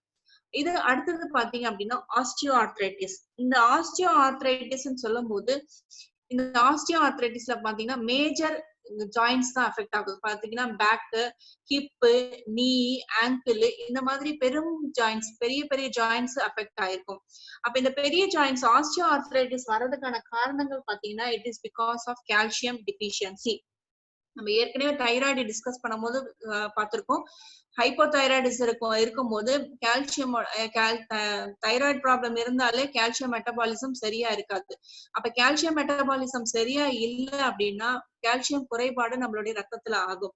So it can lead to osteo arthritis. Thyroid இருந்தாலும் ஆஸ்டியோ ஆர்த்ரைட்டிஸ் வரதுக்கான வாய்ப்பு இருக்கு. அப்ப இந்த ஆஸ்டியோ ஆர்த்ரைட்டிஸ் பாத்தீங்கன்னா இன்னொரு ரீசன் கால்சியம் டிஃபிஷியன்சி. தைராய்டு எனக்கு ப்ராப்ளம் இல்லை அப்படின்னாலும் நீங்க சாப்பிடுற உணவுல கால்சியமோட குறைபாடு இருந்தாலும் ஆஸ்டியோ ஆர்த்ரைட்டிஸ் வரும். இன்னொன்னு வயசு ஆக ஆக age factors. as age is progressing there is wear and tear which can lead to osteoarthritis and fractures. பாத்தீங்கன்னா ஆஸ்டியோ ஆர்த்ரைட்டிஸ்ல ஒரு சிலருக்கு ரிப்பீட்டடா ஒரே போன் ஃபிராக்சர் ஆகும். பட்ட கால்லயே படும் அப்படின்னு சொல்லுவாங்களே, அந்த மாதிரி ரிப்பீட்டடா சேம் போனே ஃபிராக்சர் ஆகுறதுனால it can lead to osteoarthritis. இதுதான் various reasons for osteoarthritis. Calcium குறைபாடு ஒண்ணு. அப்போ இந்த கால்சியம் குறைபாடு இருக்கறனால என்ன ஆகும்னா cervical spondylitis and lumbar spondylitis, back pain. Back pain சொல்லும்போது என்டையர் பேக் தான் நம்ம பேக் பெயின் சொல்லுவோம். ஆனா லம்பாகோ அப்படின்னு சொல்லும் போதுதான் லோ பேக் ஏக் அப்படின்னு சொல்லுவோம், லோ பேக் பெயின் சொல்லுவோம். அதாவது உங்களுடைய பேக் பெயின் அப்படின்னு சொல்லும் போது உங்களுடைய முதுகு தண்டு வெர்டிபிரல் காலம்ல நம்மளுக்கு 33 வெர்டிபிராஸ் இருக்கு. அதுல பாத்தீங்க அப்படின்னா cervical வெர்டிபிரா 7 வெர்டிபிரா C7 சொல்லுவாங்க. thoracic வெர்டிபிரா பாத்தீங்கன்னா T12 சொல்லுவாங்க. 12 வெர்டிபிரா இருக்கு thoracic ரீஜன்ல. லம்பார் ரீஜன் இடுப்பு பகுதியில பாத்தீங்கன்னா லம்பார் வெர்டிபிரா 5 இருக்கு, L5 சொல்லுவாங்க. அதுக்கப்புறம் சேக்ரம் அண்ட் காக்சிக், அதாவது வால் மாதிரி உள்ள வெர்டிபிரா. அந்த சேக்ரம் அண்ட் காக்சிக் வெர்டிபிரா வந்து பாத்தீங்கன்னா ஃபியூஸ்ட் வெர்டிபிரா. அது ஒன்றிணைந்த போன்ஸ், அதை பிரிக்க முடியாது. ஆனா இந்த வெர்டிபிராஸ் பாத்தீங்கன்னா thoracic, cervic and லம்பார் வெர்டிபிராக்கு பாத்தீங்கன்னா ஒரு வெர்டிபிராக்கும் இன்னொரு வெர்டிபிராக்கும் இடையில ஒரு ஸ்பாஞ்ச் லைக் ஸ்ட்ரக்சர் இருக்கும். அதுதான் நம்ம என்ன சொல்லுவோம்னா இன்டர் வெர்டிபிரல் டிஸ்க். அந்த டிஸ்க் ஸ்பாஞ்ச் தான் நம்ம என்ன சொல்லுவோம்னா inter vertebral disk, sponge like structure. அப்போ இந்த ஸ்பாஞ்ச் அந்த அடர்த்தி வந்து குறையும் போதோ இல்ல அதிகமாகும் போதோ இல்ல அந்த வெர்டிபிரல் காலம் நகரும் போதுதான் நம்ம என்ன சொல்றோம், இது cervical spondylosis, lumbar spondylosis. ஏன் இந்த ரெண்டு தான் மெயினா சொல்றோம், thoracic spondylosis எல்லாம் இல்லையே அப்படின்னா லம்பார் ரீஜன்லயும் அதாவது இடுப்பு பகுதியிலும் cervical region சொல்ற அந்த கழுத்து பகுதியும் தான் நம்ம யூசேஜ் ஜாஸ்தி. we are using more in the neck region as well as in the hip region. ஏன்னா நம்ம எக்ஸசைஸ் பண்றதோ இல்ல அதிக வேலை செய்யறதோ, திரும்புறது, பாக்குறது, குனியறது எல்லாம் பாத்தீங்கன்னா கழுத்து பகுதியில அதிக வேலை கொடுப்போம். அடுத்தது பாத்தீங்கன்னா குனிஞ்சு வேலை செய்யறது, போறது, பெண்ட் ஆகுறது எல்லாமே ஹிப் ரீஜன் இருக்கும். thoracic வெர்டிபிரால நம்ம பெண்ட் பண்றதுக்கான வாய்ப்பு ரொம்ப ரொம்ப ரொம்ப குறைவு. ஏன்னா பிளெக்சிபிள் ஆகுமே தவிர பெண்ட் ஆகாது. அப்போ இந்த பகுதி தான் யூசேஜ் ஜாஸ்தி. அப்ப இந்த இடத்துலதான் வியர் அண்ட் டேர் அதிகமா வரதுக்கான வாய்ப்பு இருக்கு. அதனாலதான் cervical spondylosis, lumbar spondylosis மெயினா ரெண்டு இருக்கு. பேக் பெயின் சொல்லும் போது என்டையர் பேக்ல இது ரெண்டுமே கவர் ஆகும். cervical and lumbar region cover ஆகும். அப்ப கவர் ஆகும்போது பாத்தீங்க அப்படின்னா எஸ்பெஷலி லோ பேக் பெயின், லம்பாகோன்னு சொல்றோம் இல்லையா, அந்த லோ பேக் பெயின் வர்றதுக்கான ஒரு காரணம் ஆஸ்டியோ ஆர்த்ரைட்டிஸ். அதாவது கால்சியம் குறைபாடுனால லம்பார் ரீஜன் cervical ரீஜன் தேய்மானம் நடக்குது, இது ஒரு காரணம். அடுத்தது பாத்தீங்கன்னா abdominal muscles and spinal muscles வந்து லூஸா இருக்கனால ஆர் பிளாபியா இருக்கறனால வர காரணங்கள் பேக் பெயின். அடுத்தது பாத்தீங்கன்னா பிரெக்னன்சில எல்லாம் பாத்தீங்கன்னா டெம்பரரியா பேக் பெயின் வரும். அதாவது சென்டர் ஆஃப் அலைன்மெண்ட் வந்து பேபி க்ரோ ஆக ஆக வெர்டிபிரல் காலமோட அலைன்மெண்ட், சென்டர் அலைன்மெண்ட் மாறும், அதனால வர பேக் பெயின். அடுத்தது பாத்தீங்க அப்படின்னா still your slide is the same ma'am, not change.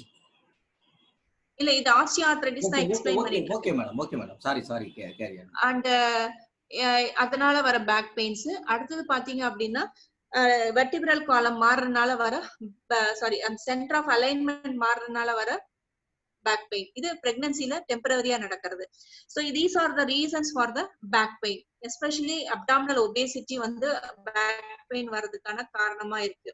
இந்த improper postures, prolapse of the uterus, abdominal belly, and the traumas, injuries எதாவது நடந்ததுன்னா பேக் பெயின் வரதுக்கான காரணமா இருக்கு.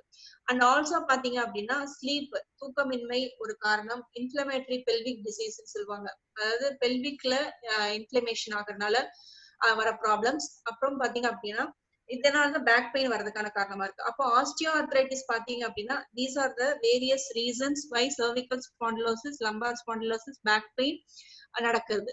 இன்டர்வெர்டிபிரல் டிஸ்க்ன்றது பாத்தீங்கன்னா தேய்மானம், அந்த அடர்த்தி வந்து குறையறனாலையும் அடர்த்தி ஜாஸ்தி ஆகறனாலையும் வரதான் இன்டர்வெர்டிபிரல் டிஸ்க் ப்ரொலாப்ஸ். அந்த ப்ரொலாப்ஸ்ன்றது அந்த ப்ராப்பர் அலைன்மெண்ட்ல இருந்து நகர்றது. So these are the issues or problems that is arising in the musculoskeletal. அடுத்தது பாத்தீங்கன்னா இது மெயின் ஆஸ்டியோஆர்த்ரைட்டிஸ். அடுத்தது கவுட்டி ஆர்த்ரைட்டிஸ். கவுட்டி ஆர்த்ரைட்டிஸ் போது it is because of excess production of uric acid. Uric ஆசிடோட அளவு அதிகமா ப்ரொடியூஸ் ஆனாலோ இல்ல யூரிக் ஆசிட் ப்ரொடக்ஷன்ஸ் கம்மியா வெளியேறினாலோ என்ன ஆகும்னா திஸ் வில் கிறிஸ்டல் ஃபார்ம்ல நம்மளுடைய ஜாயிண்ட் ஸ்பேஸ்ல இந்த யூரிக் ஆசிட் கலெக்ட் ஆகும். சோ இதெல்லாம் நம்ம என்ன சொல்றோம் அப்படின்னா கவுட்டி ஆர்த்ரைட்டிஸ். இந்த கவுட்டி ஆர்த்ரைட்டிஸ் இந்த கிறிஸ்டல்ஸ், யூரிக் ஆசிட் கிறிஸ்டல்ஸ் எங்க மெயினா கலெக்ட் ஆகும் அப்படின்னா it will collect in the big toes. நம்மளுடைய கால் பெருவரல்ல தான் this uric acid is collected more. அதனாலதான் கவுட்டி ஆர்த்ரைட்டிஸ்ல மெயின் சிம்டம் பாத்தீங்கன்னா கால் பெருவரல், the pain will be too much, tenderness will be more in the big toe. So இது கவுட்டி ஆர்த்ரைட்டிஸ். அடுத்த டைப் ஆஃப் ஆர்த்ரைட்டிஸ் பாத்தீங்கன்னா சோரியாட்டிக் ஆர்த்ரைட்டிஸ் சொல்லுவாங்க. Psoriasis அப்படின்றது ஸ்கின் டிசீஸ். ஆனா இந்த ஸ்கின் டிசீஸ வந்து சரியான வைத்திய முறையில அதை சரி பண்ணல அப்படின்னா this will affect your bones. This will affect your bones. That is called as psoriatic arthritis. The skin disease நால வர பிரச்சனை தான் psoriatic arthritis. And next is infectious arthritis. Septic ஆனாலோ infection ஆனாலோ வர arthritis தான் infectious arthritis or septic arthritis. அப்ப இது எல்லாத்துலயுமே பாத்தீங்கன்னா காமனா arthritis or joint pain or musculoskeletal pain சொல்லி பார்க்கும்போது ஜாயிண்ட் பெயின் இருக்கும், ஸ்டிஃப்னஸ் ஜாஸ்தியா இருக்கும், ரெட்னஸ் இருக்கும், அந்த இடத்துல பாத்தீங்கன்னா அந்த சிவப்பா இருக்கும், வார்ம்த் அந்த இடம் தொட்டு பாத்தீங்கன்னா வெப்பம் இருக்கும், ஸ்வெல்லிங் எடிமேட்டிக் கண்டிஷன் ஆர் ஸ்வெல்லிங் வீக்கம் இருக்கும், இன்னபிலிட்டி டு மூவ், உங்களுடைய அந்த ஜாயின்ஸோ ஹேண்ட்ஸோ லெக்ஸோ நகர்த்துறதுக்கு ரொம்ப கஷ்டமா இருக்கும். So these are the symptoms. ஆஸ்டியோஆர்த்ரைட்டிஸ்ல பாத்தீங்கன்னா knee joint wear and tear, ankle joints, hip main. Gouty ஆர்த்ரைட்டிஸ்ல மெயின் சிம்டம் பாத்தீங்கன்னா பிக் டோ பெயின் அண்ட் வீக்கம் வந்து பிக் டோல இருக்கும். அண்ட் ரொமட்டாய்டு ஆர்த்ரைட்டிஸ்ல எல்லா ஸ்மால் ஜாயின்ஸ்லயும் மார்னிங் ஸ்டிஃப்னஸ் மெயின் அறிகுறி. ஆனா இது எல்லாத்துலயுமே இந்த சிம்டம்ஸ் பாத்தீங்கன்னா weight loss, tiredness, muscle ache, tenderness, தொட்டாலே வலிக்கிறது, மூவ்மெண்ட் வந்து ரெஸ்ட்ரிக்ட் ஆகிறது, இது எல்லாமே சிம்டம்ஸ் ஆஃப் ஜாயின்ஸ். அப்ப இதுல என்ன ட்ரீட்மெண்ட் யோகா பிராக்டிசஸ்ல என்ன கொடுக்கலாம் அப்படின்னா ஆஸ்டியோஆர்த்ரைட்டிஸ்னா